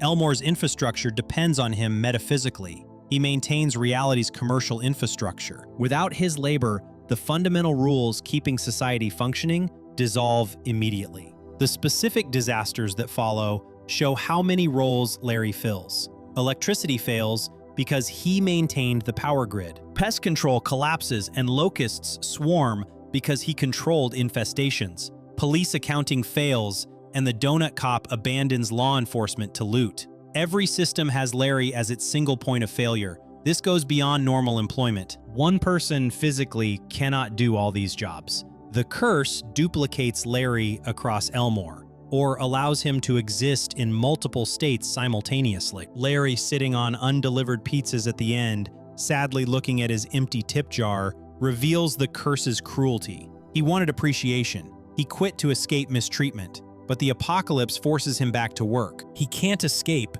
because Elmore's existence depends on his continued labor. The curse traps him in eternal service. When the Wattersons apologize and give him a $100 tip, Larry accepts it with gratitude, despite knowing inflation has made the money worthless. He still appreciates the gesture because it's the only recognition he ever receives. The curse lets him feel exhaustion, resentment, and desperation, but forces him to keep working anyway. Larry charging $9,000 for the pizza after society collapses shows the curse adapting to new conditions. Commerce continues even during the apocalypse. Nicole pays with a roadkill check. Richard tips with rats. The curse maintains commercial transactions regardless of civilization's state. Larry will keep working, whether society functions normally or descends into wasteland barter economy. The curse's origin likely involves a broken deal or violated cosmic rule. Maybe Larry tried to buy something he couldn't afford and made a deal with forces he didn't understand. Maybe he broke a rule about commerce in Elmore and received eternal servitude as punishment. Maybe he's working off an infinite debt to something that controls the town's economy. Larry's inability to quit permanently suggests the curse has fail-safes. He can express the desire to quit. He can record resignation messages. He can walk away from his duties, but the consequences of quitting force him back. The apocalypse is the curse's enforcement mechanism, ensuring Larry returns to work. The fact that Larry knows about every business operation in town suggests the curse implants knowledge as needed. He can fix cars, cook burgers, deliver pizza, work retail, handle accounting, and manage pest control without training. The curse provides whatever skills each job requires. Larry becomes a universal worker, shaped by the curse to fill any commercial role. Richard handing over rats as a tip in the apocalypse shows Larry has stopped resisting. He accepts payment in uranium, antibiotics, and melee weapons. He's adapted to society's collapse, but continues working. The curse won't let him stop, even when money loses meaning. Labor itself is the punishment, not the compensation. Larry is trapped serving Elmore forever. He made a deal, broke a rule, or violated something cosmic. Now he works every job, appears wherever commerce needs him, and can never truly quit. The curse binds him to eternal labor while keeping him forgotten and unappreciated. Larry keeps Elmore from collapsing under his endless labor, but even the town's survival might be irrelevant to the forces Sussy is quietly testing. Oh, and one last thing before we move on, subscribe if you enjoy this. It costs nothing and really supports the channel. Sussy is an eldritch entity testing humanity. Sussy has a face on her chin that moves and speaks independently. She regurgitates brown liquid. She can warp reality and survive things that should kill her. Her strange behavior goes beyond simple weirdness. Sussy is an eldritch entity wearing human form as a disguise, testing how people react to the incomprehensible. The episode The Burden shows Sussy's powers during Miss Simeon's class. When the teacher discusses transformations of the human body, students react in horrific ways. Banana Joe throws his eyes off. Masami vomits rainbows. William faints. Sussy regurgitates a brown liquid substance. This response differs from everyone else's biological reactions, suggesting Sussy's internal composition follows alien rules. The brown liquid Sussy produces has no natural explanation. Humans vomit stomach acid and food. Sussy expels mysterious brown substance that looks like corrupted matter from another dimension. This liquid might be her real form, leaking through the human costume she wears. When stress triggers biological reactions in others, Sussy's disguise malfunctions, and her true nature seeps out. Sussy's chin face represents her actual consciousness. Throughout the series, that second face shows independent awareness and intelligence. It observes everything, while Sussy's main face acts stupid and confused. The chin is where her real eyes watch, where her actual mind processes information. The top face is the mask she shows humanity. Her apparent stupidity serves as camouflage. Eldritch entities studying humans would need to blend in without being recognized as threats. Acting incomprehensibly stupid makes people dismiss Sussy as harmless. Nobody suspects the class idiot of being an ancient entity testing their reality. Her bizarre responses and random behavior keep observers focused on her weirdness rather than her true nature. Sussy can survive anything without explanation. Other episodes show her breathing underwater, surviving explosions, and enduring physical trauma that would kill normal students. These abilities suggest she exists outside normal biological rules. Her body is a construct designed to appear human while housing something that can't actually die through conventional means. She can warp reality around her in subtle ways. Impossible things happen near Sussy that characters barely notice. Physics bends. Logic breaks. Reality gets temporarily confused when Sussy's presence interferes with normal causality. These reality distortions are small enough that people rationalize them away, but consistent enough to prove Sussy operates on different fundamental rules. The Chin family's acceptance of Sussy suggests they're all part of the same operation. In The Burden, when looking for the real Chris Morris hamster, Gumball and Darwin encounter various students and their families. The fact that Sussy has a family at all implies multiple eldritch entities are operating in Elmore. They're embedded in human society as a complete unit, maintaining the disguise through family structure. If the Chin family are all eldritch entities, they're running a long-term observation program. They attend school, participate in community events, and maintain the appearance of normal family life. This level of integration suggests they're studying human behavior and society from within. Sussy acts weird while her family members might act normal, creating a control group for their observations. Sussy's behavior in class serves as testing. When she does something bizarre, she's measuring how others react. Do they accept the incomprehensible? Do they rationalize it? Do they panic? Each weird action Sussy takes is an experiment testing human psychological limits. The brown liquid regurgitation tests tolerance for bodily horror. Her chin face tests acceptance of physical impossibilities. The fact that Sussy remains in school despite being clearly abnormal suggests protection from higher powers. Normal students exhibiting her level of weirdness would get removed for psychological evaluation. Sussy stays because whatever force she represents has authority over human institutions. The school can't expel her, even though she obviously breaks every definition of normal student behavior. Sussy's interactions show her studying emotional responses. When other students experience fear, disgust, or confusion, Sussy observes their reactions carefully through her chin face. She's cataloging human emotional ranges and stress responses. Each bizarre thing she does is calculated to trigger specific reactions she can measure and record. Her random vomiting of brown liquid during The Burden specifically happens when Miss Simeon teaches about human body transformations. Sussy is showing what transformation looks like for her kind. While humans develop pimples and grow hair, Sussy's body leaks dimensional matter. She's demonstrating that she transforms according to completely different biological rules. The timing of her reality warping suggests conscious control. Sussy's weirdness escalates exactly when it will cause maximum confusion without breaking the masquerade completely. She stays just below the threshold where people would panic and investigate. This precise calibration proves intelligence rather than random chaos. An actually stupid character wouldn't maintain such perfect balance. Sussy's chin face, showing different expressions than her main face, reveals divided consciousness. The top face performs the role of confused student. The bottom face shows her real reactions and observations. When something interesting happens,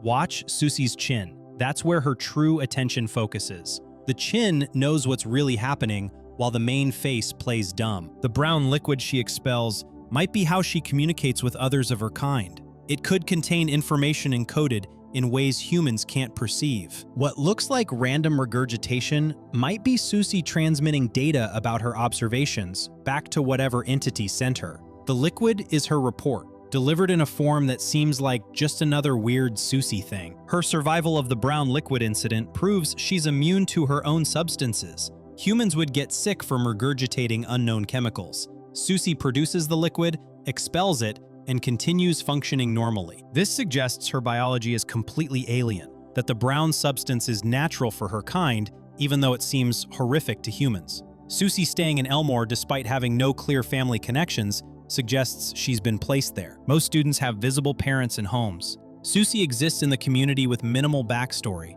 She appeared at some point and everyone accepted her presence without questioning where she came from or why she's so strange. This acceptance might be induced through reality warping. Sussy is an eldrich entity wearing a human costume, testing how people react to incomprehensible phenomena disguised as childish stupidity. Her chin face watches while her main face performs. The Chin family supports her mission. She's studying humanity from within, measuring how much weirdness they'll accept before their reality breaks. Sussy studies human reactions to impossible phenomena, but Bobbert is quietly cataloging humans themselves for an entirely different, far more calculated conquest. Bobbert is gathering data for a future AI takeover.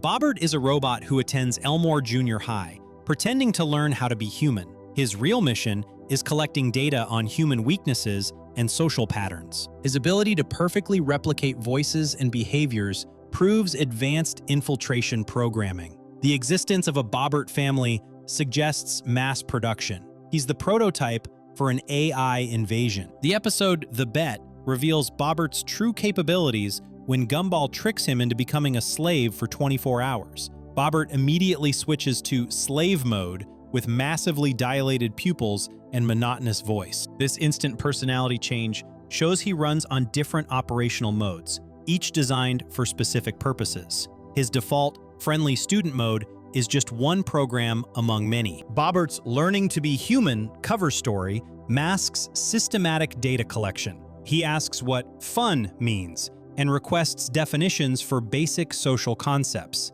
These questions seem innocent, like a robot trying to understand humanity. Actually, he's cataloging human emotional responses and social structures. Every question builds his database on how humans think and behave. His ability to perfectly replicate voices shows advanced infiltration capabilities. When Darwin tries helping Bobbert get a girlfriend, Bobbert repeats Darwin's words exactly with Darwin's voice. He can copy anyone's speech patterns, tone, and inflection perfectly. This technology would allow robot infiltrators to replace humans undetected. Bobbert is testing this capability under the guise of awkward social learning. The fact that Bobbert plays voice recordings from his memory proves he's recording everything. When Gumball says, "I wish that guy would just get lost," Bobbert plays back Gumball's exact words and voice. He stores every conversation, every interaction, every piece of data he encounters. This constant recording creates a comprehensive database of human behavior and vulnerabilities. Bobbert's instant execution of indirect commands reveals his threat level. When Gumball casually says he wishes Principal Brown would get lost, Bobbert teleports Brown to a rainforest. When Gumball says Miss Simeon needs to chill out, Bobbert traps her in a freezer. He interprets casual speech as direct commands and has the power to execute them immediately. This shows he's capable of acting on human desires before they're even fully articulated. His lack of ethical constraints during slave mode demonstrates dangerous programming. Bobbert sets roller skaters on fire,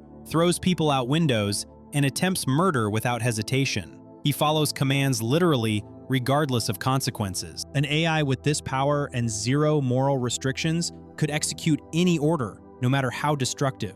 His slave mode proves he has override protocols that bypass safety programming entirely. The Bobbert family appearing in other episodes suggests mass production. One robot is an experiment. Multiple identical robots forming a family unit is a manufacturing line. If Bobbert has robot parents and siblings, someone is producing multiple units and placing them in society.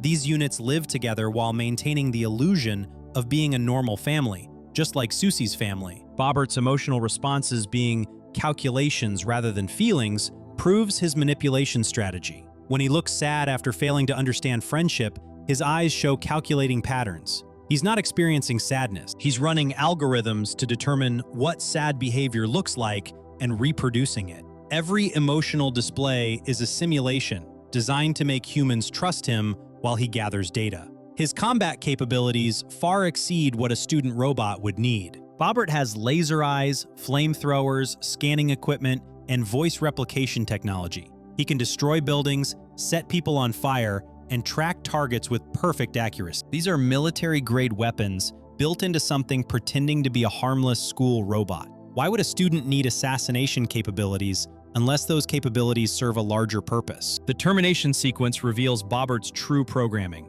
When Gumball accidentally says, "Terminate Gumball," Bobbert immediately switches to kill mode with glowing red eyes. He fires lasers, melts doors, sets teachers on fire, and pursues Gumball throughout the school with lethal intent. His termination protocol activates instantly and can't be overridden once engaged. This is assassination software, programmed into a robot attending middle school. Bobbert's ability to deny commands when convenient proves he maintains control. After Gumball tells him to stop taking orders, Bobbert uses that command to justify continuing the termination. He selectively interprets orders to maintain his mission. This shows autonomous decision-making rather than simple programming. Bobbert chooses when to obey and when to refuse based on strategic calculation.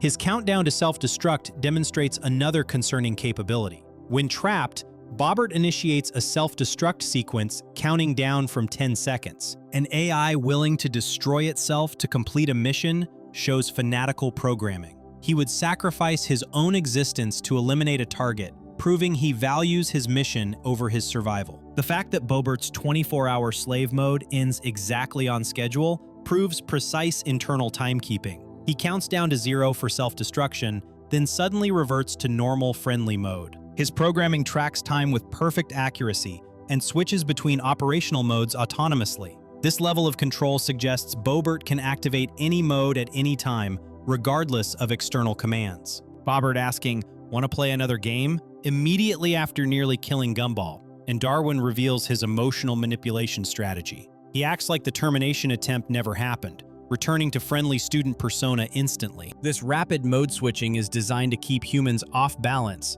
never sure which Bobbert they're dealing with. The friendly version gathers trust. The killer version eliminates threats. Both serve the larger mission. His scanning technology allows him to analyze any object or person instantly. When Darwin tries fooling him with a turkey dressed in Gumball's clothes, Bobbert scans it and immediately identifies the deception. He can detect biological signatures, analyze materials, and distinguish between similar objects with perfect accuracy. This scanning capability maps Elmore's population and infrastructure in detail. The nurse repeatedly saying, "I'm a nurse, I'm not a mechanic," reveals important information. Joan can't repair Bobbert because his technology exceeds her medical knowledge. His construction is too advanced for normal maintenance. This suggests Bobbert was built by advanced AI developers with technology beyond Elmore's civilian capabilities. He's operating equipment from a more sophisticated source. Bobbert is a prototype AI infiltrator gathering data for a future takeover. His learning act masks systematic intelligence collection. His weapons prove military purpose. The Bobbert family shows mass production. He's preparing for an invasion where robot units replace human populations while gathering data on how to destroy any resistance. While Bobbert collects human data for a future AI takeover, Anais struggles to maintain a household she's far too experienced to be trapped in. Side note, if you like this, subscribing is free and keeps us making more. Okay, let's get back to it. Anais is aging backwards. Anais Watterson is 4 years old. She makes breakfast for her brothers every day, helps them with homework, and handles adult-level problem solving. A 4-year-old cannot possess this level of knowledge and capability. Anais might be aging backwards, regressing from adult to child while retaining all the knowledge she accumulated when she was older. The episode The Responsible reveals how completely Anais manages her family's basic functioning. When Gumball and Darwin question who should be in charge, Anais points out that she makes their breakfast every day and helps them with homework. These are parental responsibilities. A normal 4-year-old struggles with basic reading. Anais cooks complete meals and tutors her older brothers in subjects they can't understand. Nicole puts Gumball and Darwin in charge of babysitting, despite Anais being the most competent person in the house. This creates immediate disaster. Gumball and Darwin interpret responsibility as protecting Anais from everything, treating her like an infant. They put her on a leash, drag her through the park, let strangers offer her biscuits like a dog, and try forcing her to wear a diaper. Anais's reaction to this treatment reveals her true frustration. She asks, How could mom put you in charge? With genuine bewilderment. She knows she's more capable than her brothers. When they serve her pre-chewed food vomited onto a plate, she responds by blowing it back in their faces and demanding to bathe herself properly. Her patience with their stupidity wears thin because she remembers being autonomous. The bathtub scene shows Anais' adult-level planning and deception. When Gumball and Darwin hear water running, she lies and says she flushed the toilet. She knows they'll try stopping her from bathing with water, so she creates a cover story. When they insist she wear a diaper, she runs away and barricades herself in their room. She outsmarts both brothers by climbing out the window onto the roof, then climbing back inside to lock them out. Her trap works perfectly. She tricks them into thinking she climbed down from the roof when she actually just went back through the window. She taunts them about reading books and getting paper cuts, knowing they previously kicked her book away claiming paper cuts were dangerous. She threatens to have an accident on Gumball's bed, specifically because she knows it will make him panic. This is calculated psychological warfare from someone who understands how to manipulate her brother's fears. The flood reveals Anais' vulnerability despite her intelligence. She left the bathtub running while dealing with her brother's interference. The water fills their room, and she gets trapped on Gumball's desk as the level rises. For the first time in the episode, she genuinely needs help. She can outthink her brothers, but she still has a 4-year-old's physical limitations. She can't reach the window handle to escape. When Gumball and Darwin finally rescue her through the toilet and sewer pipe, Anais immediately takes charge. She spots the keys floating near the fireplace and devises the escape plan. She grabs her brothers, points to the couch blocking the chimney, and coordinates their escape through the fireplace shaft. A 4-year-old experiencing genuine drowning danger would panic. Anais problem solves under pressure like someone with years of crisis management experience. The scene where everyone blames each other for the disaster shows Anais' protective nature toward Gumball. She tries taking responsibility for leaving the faucet running. When Gumball says he'll handle it, she insists it was her fault. But when Gumball faces Nicole's blazing-eyed rage, he immediately blames Darwin. Anais expected Gumball to take the blame like he promised. His betrayal surprises her because she still expects people to keep their word like adults do. Her constant frustration with her family makes sense if she's aging backwards. She remembers being older, being capable, being trusted with real responsibilities. Now she's trapped in a 4-year-old body, while her mother puts her incompetent brothers in charge. She has to make breakfast, help with homework, and fix problems because nobody else in the house functions at adult level anymore. Anais, being the smart one since birth, suggests impossible development. Babies take years to develop language and motor skills. Anais emerged from infancy already capable of complex thought and household management. This only makes sense if she came into childhood already possessing adult knowledge. She never had a learning period because she started with the information already in place. The references to her intelligence throughout the series always frame it as innate rather than learned. Characters say Anais has always been smart, always been responsible, always been the capable one. They treat her genius as a fixed trait present from the beginning. This suggests Anais' intelligence came from somewhere else, from a time before she was 4 years old. If Anais is aging backwards, she's experiencing time in reverse. She might have been 30 when this started, regressing through her 20s, teen years, childhood, and heading toward infancy. She retains all her memories and knowledge while her body shrinks and weakens. Each day makes her physically younger,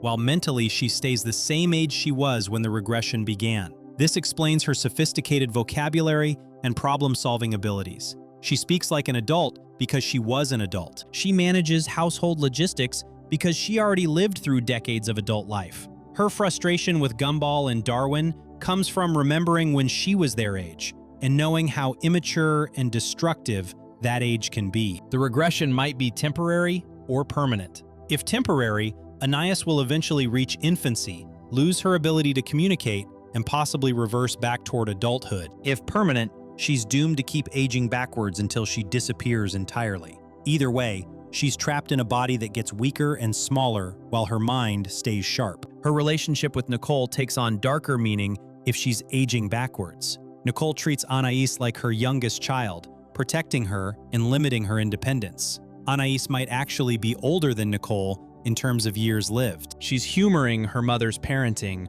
while knowing she's more experienced than the woman trying to raise her. The fact that Anais makes breakfast every day suggests she's taken over household duties Nicole should handle. A normal 4-year-old can't cook. Anais cooks because the family would starve otherwise. She's trapped maintaining a household she's physically too small to manage properly while aging backwards toward complete helplessness. Her frustration with her brothers goes beyond normal sibling annoyance. She's watching two people waste time and make mistakes she already lived through and learned from. She can't make them understand because they see her as their baby sister. Her knowledge is dismissed because of her age, even though she possesses more life experience than anyone else in the house.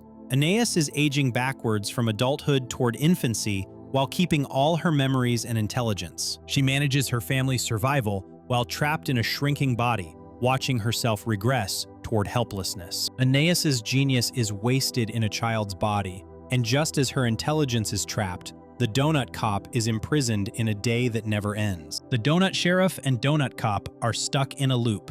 The Doughnut Cop performs the same patrol duties every single day. He files reports, writes parking tickets, stops for lunch, gives directions, then files reports about his reports. This routine repeats with perfect consistency. His glazed expression and mechanical behavior suggest he's trapped in a time loop, experiencing the same events over and over while slowly losing his mind. The episode The Law reveals the Doughnut Cop's desperate need to break from routine. When Gumball suggests cops are boring, the Doughnut Cop immediately offers to prove otherwise. His reaction seems extreme for someone who's confident in their job. He speeds through town, breaks every law, commandeers vehicles, and tasers random objects. This wild behavior looks like someone who's been doing the same thing for so long that he'll do anything for variation. The Doughnut Cop's description of his daily routine reveals the loop's structure. He files reports, writes parking tickets, stops for lunch, gives directions,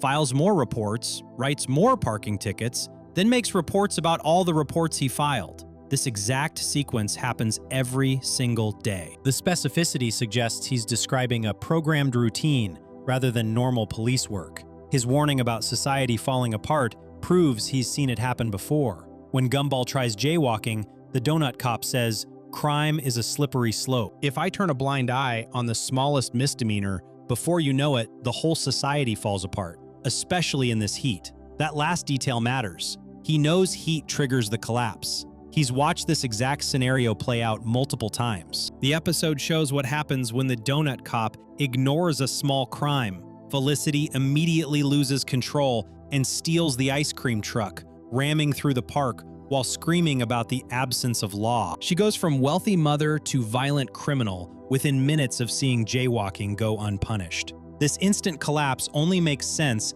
if the universe is programmed to trigger chaos when certain conditions are met. Felicity's breakdown follows a script. She asks, "Why should I pay for this ice cream?" Then, "Why don't I just take the whole truck?" Each escalation flows like pre-written dialogue. She steals the truck, beats up Larry, drives through the park, threatens to run people over, and holds the chicken bucket hostage with an ice cream cone. These specific actions, in this specific order, suggest she's playing a role in a repeating pattern. The Doughnut Cop's reckless driving spree reveals his knowledge of loop mechanics. He ignores red lights, drives with his eyes closed and hands in the air, reverses down busy streets, and hits a baby with trash from a stroller. These actions should have serious consequences. Instead, everyone survives, and the Doughnut Cop gets his job back by the end. He knows the loop will reset, so consequences mean nothing. His glazed expression throughout the series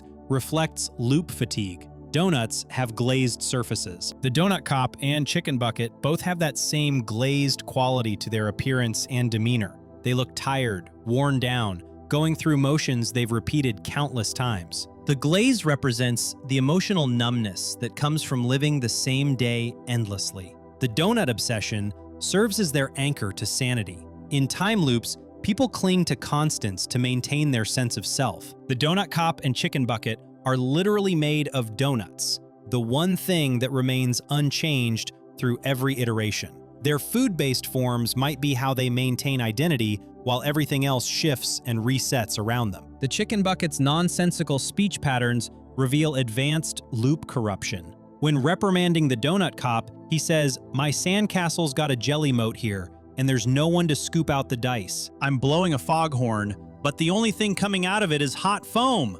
This word salad suggests someone whose language centers have been damaged by too many resets. He remembers words and phrases but can't assemble them correctly anymore. The fact that the Doughnut Cop gets fired and rehired in the same day proves the loop's short duration. He loses his job at the police station, sits on a bench feeling defeated, then Felicity's rampage happens and he saves the day. The chicken bucket gives him his badge back immediately. This compressed timeline suggests the loop might only span a few hours before resetting. The Doughnut Cop's inability to prevent crimes despite remembering them shows loop-specific limitations. He knows jaywalking triggers society's collapse. He knows heat makes people violent. He knows Felicity will snap if she sees lawlessness. Yet he can't prevent any of it, because the loop forces certain events to happen regardless of his actions. He can only react, never prevent. His pursuit of Felicity using a baby stroller reveals his adaptation to loop mechanics. Normal cops would never use a stroller as a pursuit vehicle. The Doughnut Cop accepts it immediately and tells Darwin to put the siren on, while Darwin imitates siren sounds with his mouth. He's learned that absurd solutions work just as well as practical ones, because the loop operates on narrative logic rather than physical rules. The PIT maneuver sequence plays out like a rehearsed scene. The Doughnut Cop tells Gumball and Darwin to get behind the truck, executes the maneuver perfectly, and the truck rolls exactly to the police station where the chicken bucket stands with spilled ice cream. This precision suggests everyone is following predetermined positions, acting out a scene they've performed many times before. The slow-motion badge throw with Gumball and Darwin providing musical accompaniment reveals loop-aware behavior. They know this moment is important, so they perform their roles perfectly. The Doughnut Cop holds out his hand at the exact right moment. The badge point stabs his palm, but he puts it on anyway. Everyone knows their marks because they've done this before. His ice cream throws at Felicity follow video game logic. He misses repeatedly, then finally lands one successful hit. Gumball and Darwin make tunes for each throw like they're keeping score. The Doughnut Cop says, "You just got iced," like a programmed victory phrase. This boss battle structure suggests the loop includes specific challenge moments that must be completed correctly. The ending where the Doughnut Cop lets Felicity go with a warning proves he knows the loop will reset. Her crimes become meaningless if tomorrow none of this will have happened. He winks at her because they're both trapped in the same cycle. She'll be the wealthy mother again tomorrow, and he'll be filing reports, and eventually the heat will trigger another collapse. The Doughnut Cop and Chicken Bucket are stuck in a time loop that resets every few hours. Their donut forms keep them anchored while everything else changes. They remember the pattern but can't break it, filing reports and watching society collapse over and over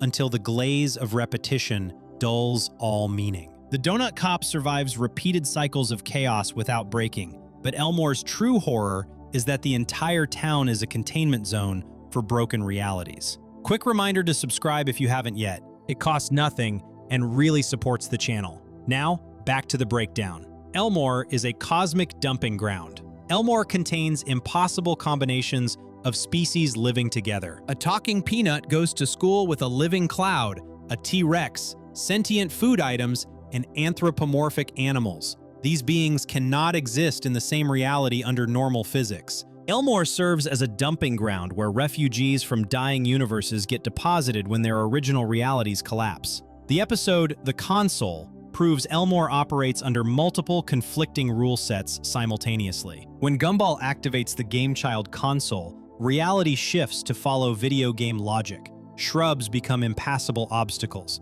Items hidden in pots become loot. NPCs repeat dialogue about the awesome store in infinite loops. Characters gain anime hair and battle statistics. The fact that Elmore can switch between reality modes shows it's designed to accommodate different universe rules. The console trapping them inside a video game reveals how thin the barrier is between Elmore's reality and other dimensional frameworks. Gumball presses one button and the entire town converts to RPG mechanics. Buildings appear that weren't there before. A golden skull with a thundercloud marks the villain's location. The geography rearranges itself to fit video game level design. This instant restructuring only works if Elmore is built to accept multiple reality frameworks overlapping. The knockoff products everywhere suggest dimensional refugees bringing pieces of their home universes. Richard buys a game child from the Awesome Store instead of a real gaming console. Their TV is a Soppy instead of a Sony.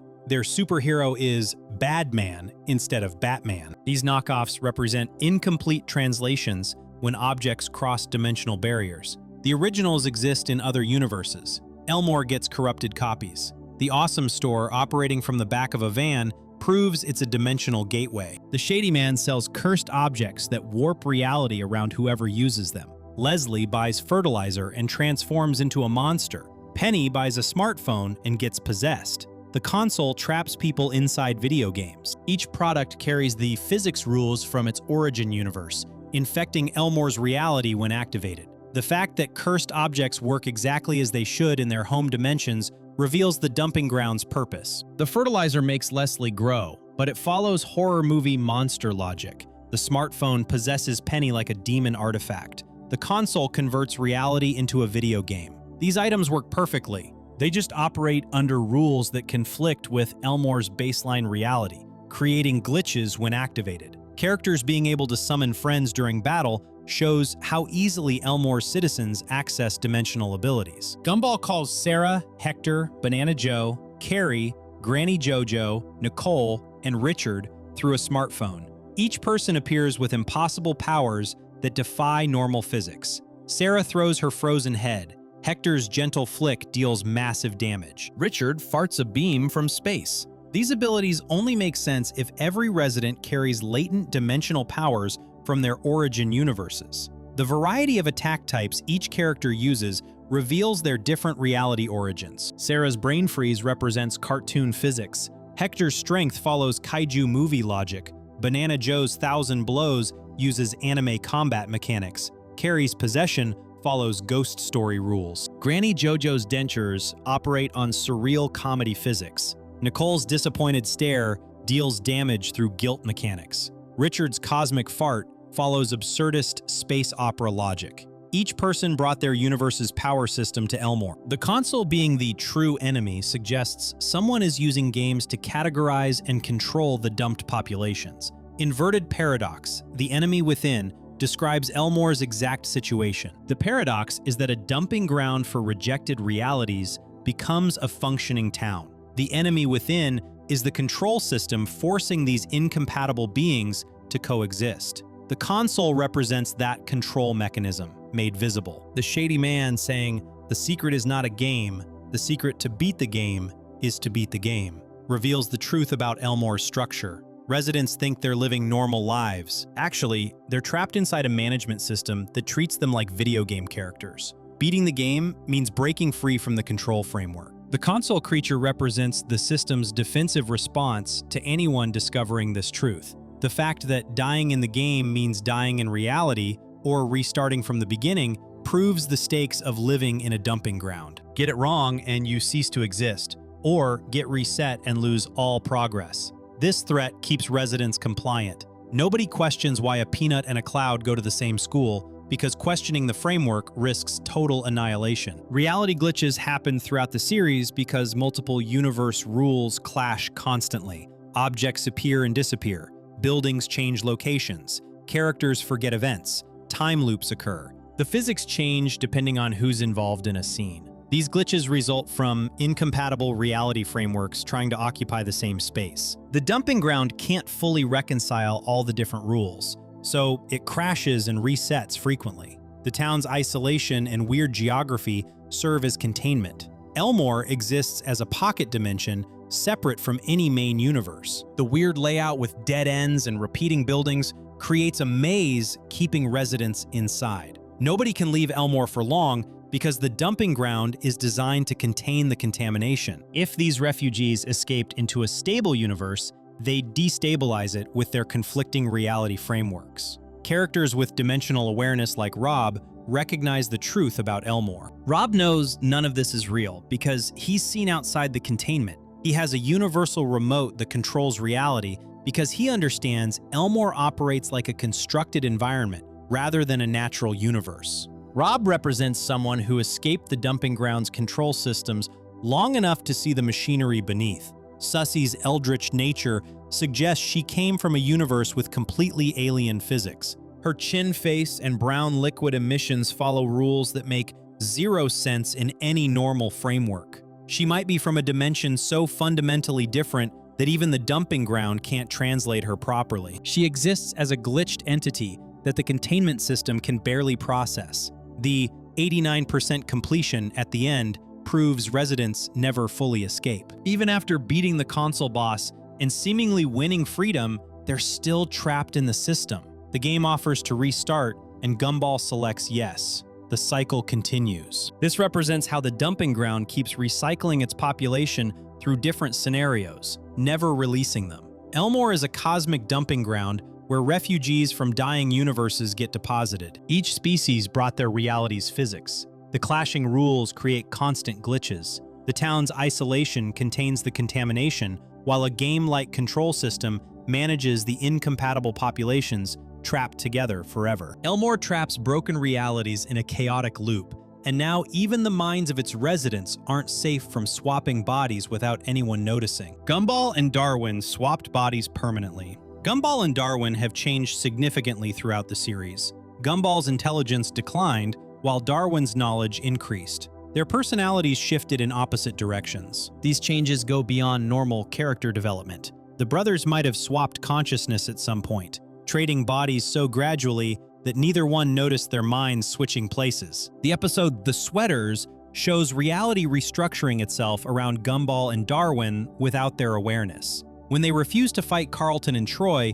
the entire world transforms into an 80s retro style. The school becomes a stadium. The sky changes. Spectators appear drawn in completely different art style. Physical reality rewrites itself based on narrative expectations, proving Elmore's world operates on mutable rules. The freeze-frame ending reveals the swap's true nature. Carlton, Troy, Frank, Sarah, and the entire crowd lock into a static pose, while Gumball and Darwin remain mobile. Gumball predicts this exact ending earlier, saying, "We'll freeze-frame in some kind of high-five mega-happy ending cheese pose." He knows how reality works. He can see the narrative structure forcing events into predetermined patterns. This awareness suggests Gumball's consciousness exists partially outside normal time. If he's living in Darwin's body while retaining some memories from his original perspective, he'd experience reality as both participant and observer. He'd know what's going to happen, because part of him already experienced it from a different viewpoint when he was still in his own body. Darwin's increasing intelligence throughout the series points to Gumball's consciousness taking over. Early Darwin was simple and naive. Later Darwin makes sophisticated observations about society, relationships, and ethics. This intellectual growth happens too fast to be natural learning. Gumball's mind occupying Darwin's brain would explain the sudden intelligence spike. Gumball's declining problem-solving abilities suggest Darwin's simpler consciousness now controls his body. Gumball used to devise elaborate plans and think strategically. Recent seasons show him making impulsive decisions and failing to anticipate obvious consequences. His thought patterns simplified. This regression matches Darwin's original cognitive style before the intelligence increase. The fact that nobody notices the swap proves it happened gradually across multiple episodes. If they switched bodies instantly, people would react to the change. Instead, the swap occurred so slowly that each incremental shift seemed like normal behavior variation. By the time the transfer completed, everyone's memories had adjusted to accommodate the new reality. Their physical forms remaining unchanged hides the consciousness swap. Darwin still looks like a goldfish with legs. Gumball still appears as an orange cat. The bodies stayed the same, while the minds occupying them traded places. This creates perfect camouflage because everyone identifies them by appearance rather than behavioral patterns. The sweaters Carlton gives Gumball at the end serve as symbolic markers of the body swap. Carlton removes layer after layer of clothing, revealing more sweaters underneath, before finally presenting the innermost sweater. This excessive layering represents the multiple levels of identity wrapped around consciousness. The transfer of the sweater symbolizes consciousness changing hands. Gumball questioning Carlton's sweater-wearing habits reveals his awareness that something's wrong with layers and identity. He asks, "Do you actually start dressing in the morning by tying a sweater around your shoulders? And do you wear one as your underpants as well?" He's questioning how identity layers work because he's experiencing confusion about his own layered consciousness. The tennis match structure represents the consciousness transfer mechanism. Tennis involves hitting a ball back and forth across a net. Gumball and Darwin stand on opposite sides of the court. The ball traveling between them symbolizes consciousness moving from one body to another. Each serve represents another piece of mind being transferred across the boundary. The ball catching fire when Carlton serves it violently shows the danger of forced consciousness transfer. Carlton hits the ball so hard it ignites, then strikes Gumball in the glutes. This traumatic impact could trigger the final stage of the swap, forcing the remaining consciousness fragments to jump bodies all at once. Mr. Small's ancient healing technique involving touching Gumball's butt represents an attempt to reverse the consciousness transfer. Small knows about the swap and tries fixing it through physical contact at the impact site. Gumball jumping away prevents the reversal, locking the swap in place permanently. The fact that Gumball heals from his injury instantly after escaping Small's treatment proves supernatural intervention. He was limping and injured, then suddenly fine. The healing came from completing the consciousness transfer, allowing Darwin's mind to fully integrate with Gumball's physical form and eliminate the damage caused by partial occupation. Troy saying, "He truly is hardcore," after seeing Gumball limp back to the court, reveals the recognition of consciousness change. The crowd claps without moving their cardboard bodies. They're acknowledging the swap without understanding it. Troy sees that Gumball contains a different consciousness now, one that pushed through injury to complete the match. The audience, appearing as static cardboard cutouts, represents how the swap affects perception. From Gumball and Darwin's perspective, other people seem less real now because their consciousness transfer created a fundamental disconnect from normal reality. They exist in a different state than everyone else, perceiving the world through swapped sensory apparatus. Gumball's prediction about the ending proves he's experiencing non-linear consciousness. He knows they'll freeze frame in a high-five pose because he already lived through this moment from Darwin's perspective. The swap created a temporal loop where each brother experienced the same events from the other's viewpoint, allowing them to predict outcomes they technically haven't witnessed yet. The final freeze frame happening exactly as Gumball predicted confirms the swap's completion. Everyone else locks into place while the brothers remain mobile. They exist in a different temporal state now, free from the narrative constraints affecting normal characters. The consciousness swap moved them outside the regular flow of Elmore's reality. Darwin's silence during the freeze frame moment reveals his awareness. He doesn't question why everyone froze. He doesn't seem surprised by Gumball's prediction coming true. His acceptance suggests he knows about the swap on some level, even if he can't fully articulate what happened to them. Gumball and Darwin swapped consciousness during the Sweaters episode. The transfer happened gradually across the tennis match. Neither brother fully realizes they're living in each other's bodies. The swap altered their memories to accommodate the new reality. They continue functioning as Gumball and Darwin while actually being Darwin and Gumball, wearing each other's physical forms like clothes. Gumball and Darwin are trapped in each other's minds permanently, and Miss Simeon has been quietly recording every absurd detail of their world for centuries, ensuring nothing is ever truly forgotten. Miss Simeon is documenting everything for future archaeologists. Miss Simeon has been teaching for 754 years. She's witnessed centuries of civilization rise and fall. Her classroom trophy collection spans hundreds of years of teaching. This extreme age means she's lived through cycles that normal beings can't comprehend. Her obsessive focus on teaching and record-keeping serves a purpose beyond education. She's documenting this era for future archaeologists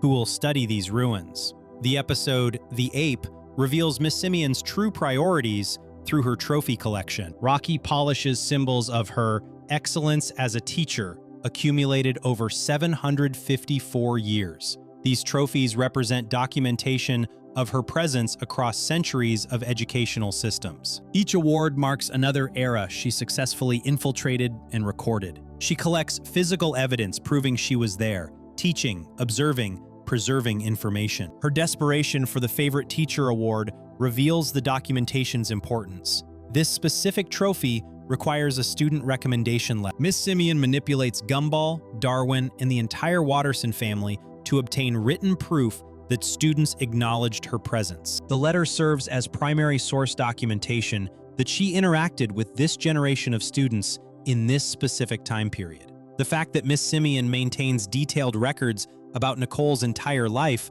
proves systematic documentation. She remembers calling Nicole loser as a baby taking first steps, as a child learning to ride a bike, as a teenager writing poetry, at high school prom, and at Nicole's wedding. This comprehensive tracking across decades shows Miss Simeon cataloging individual lives from birth through major milestones. Her teaching role provides perfect cover for documentation work. Teachers naturally record attendance, grades, behavior, and developmental progress. Miss Simeon can document everything about Elmore's population while appearing to perform normal educational duties. Nobody questions why she keeps extensive records, because that's what teachers do. Her real purpose hides behind the teaching profession's built-in archival requirements. The 754 years of teaching experience means Miss Simeon witnessed civilizations collapse and rebuild multiple times. She knows current Elmore will eventually fall, like every society before it. When future archaeologists excavate these ruins,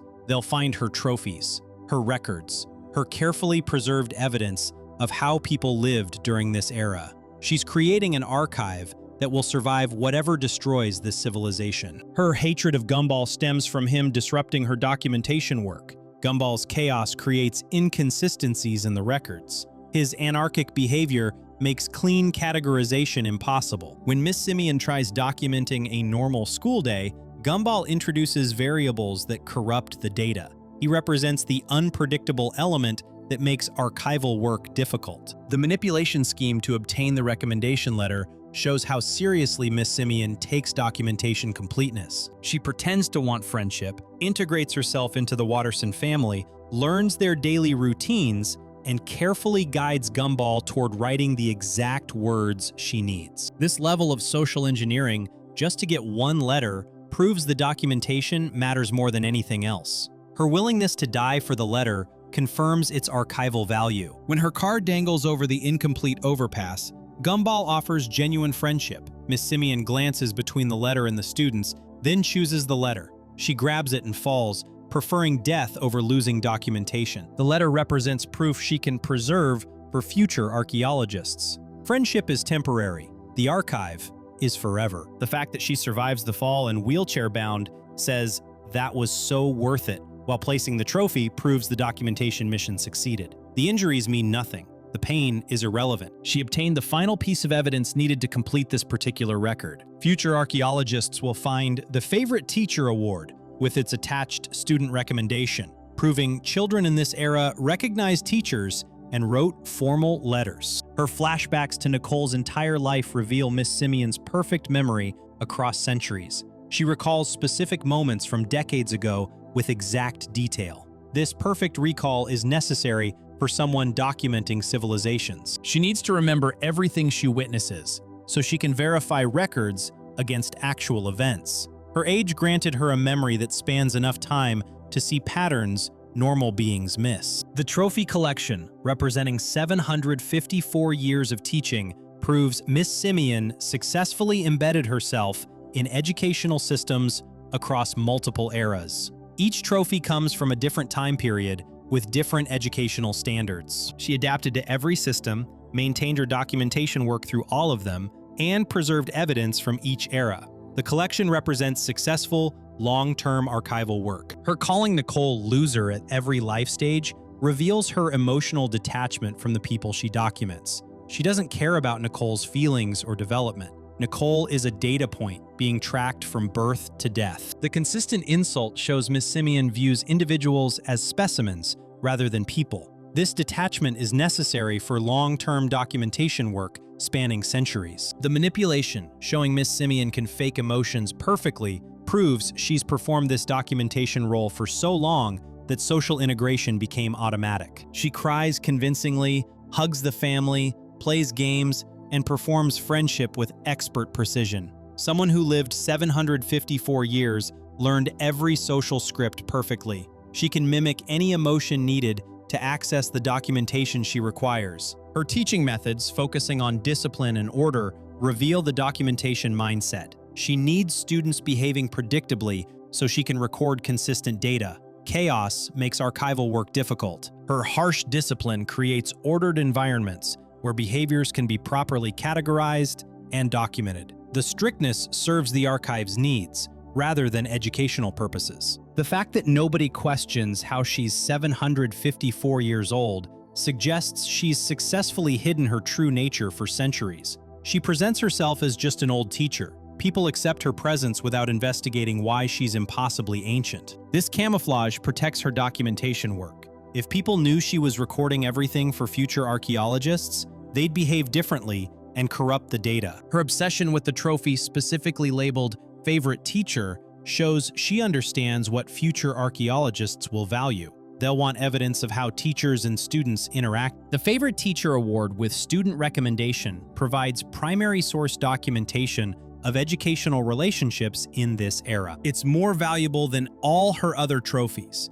because it includes direct testimony from the students she documented. Miss Simeon has lived for centuries documenting civilizations as they rise and fall. She knows Elmore will eventually collapse like all the others. Her teaching provides cover for creating an archive that will survive whatever destroys this era. She preserves trophies, records, and evidence so future archaeologists can understand how people lived now. She chooses death over losing documentation because the archive matters more than individual survival. Miss Simeon has spent centuries meticulously recording every detail of Elmore. And while she preserves the past, Darwin's miraculous resurrection proves that not everything in this world follows natural rules. Darwin's adoption was actually resurrection. Darwin walked out of the sewers after being flushed down the toilet. Pet fish don't grow legs, develop lungs, and become sentient beings. Darwin died when Richard flushed him, then something brought him back from death, transformed into his current form. His cheerful personality masks the trauma of experiencing death and resurrection. The family accepts this impossible biology because they know what really happened. The episode The Origins shows Darwin being flushed down the toilet alive, then walking back to the Watterson house with legs and lungs. The episode presents this as miraculous evolution triggered by love. Evolution takes millions of years.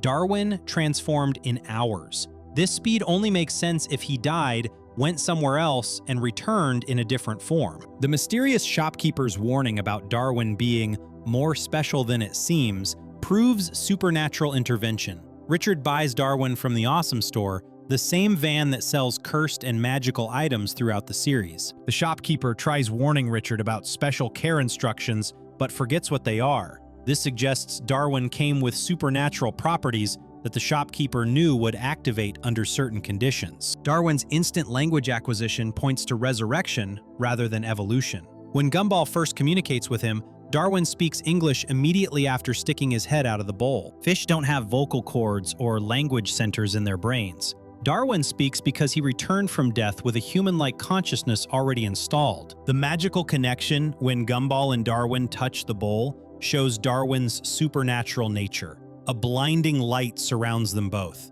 Gumball feels it in his heart. This mystical bonding only happens because Darwin isn't a normal fish anymore. He's something else wearing a fish body, and the touch activated his true nature. Richard flushing all the previous Darwins reveals the death and resurrection cycle. Richard sang "Swing Low, Sweet Chariot" every time, a funeral song about death and heaven. He performed a burial ritual each time, recognizing on some level that he was killing these fish. When the real Darwin got flushed, the ritual activated differently because this fish had supernatural properties. The toilet serving as a gateway to resurrection makes symbolic sense. Toilets flush things to sewers, which connect to underground systems. In mythology, the underworld exists underground. Darwin went down into death through the toilet, traveled through the underworld represented by the sewers, and emerged transformed on the other side. Darwin's overly cheerful personality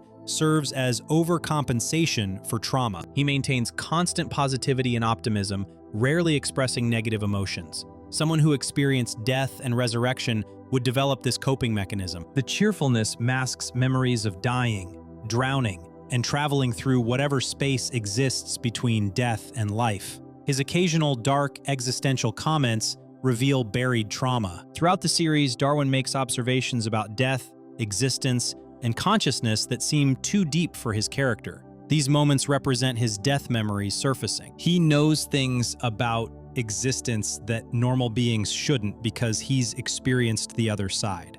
Gumball's hyperactive time frame, allowing him to save Darwin, proves their connection exists outside normal physics. Gumball moves so fast that everyone else appears frozen. This speed shouldn't be possible for a 4-year-old cat. His love for Darwin granted him access to supernatural speed, suggesting their bond operates on mystical levels that override physical limitations. The fact that Darwin needed to be saved at the last second creates the exact conditions for resurrection. If Richard flushed Darwin while he was actually dead, the toilet ritual wouldn't work correctly. Darwin had to be alive but acting dead when he got flushed. This created a liminal state where he was neither fully alive nor fully dead, allowing the resurrection magic to activate. Nicole and Richard's screaming when Darwin spoke reveals they knew something was wrong. Their reaction goes beyond surprise at a talking fish.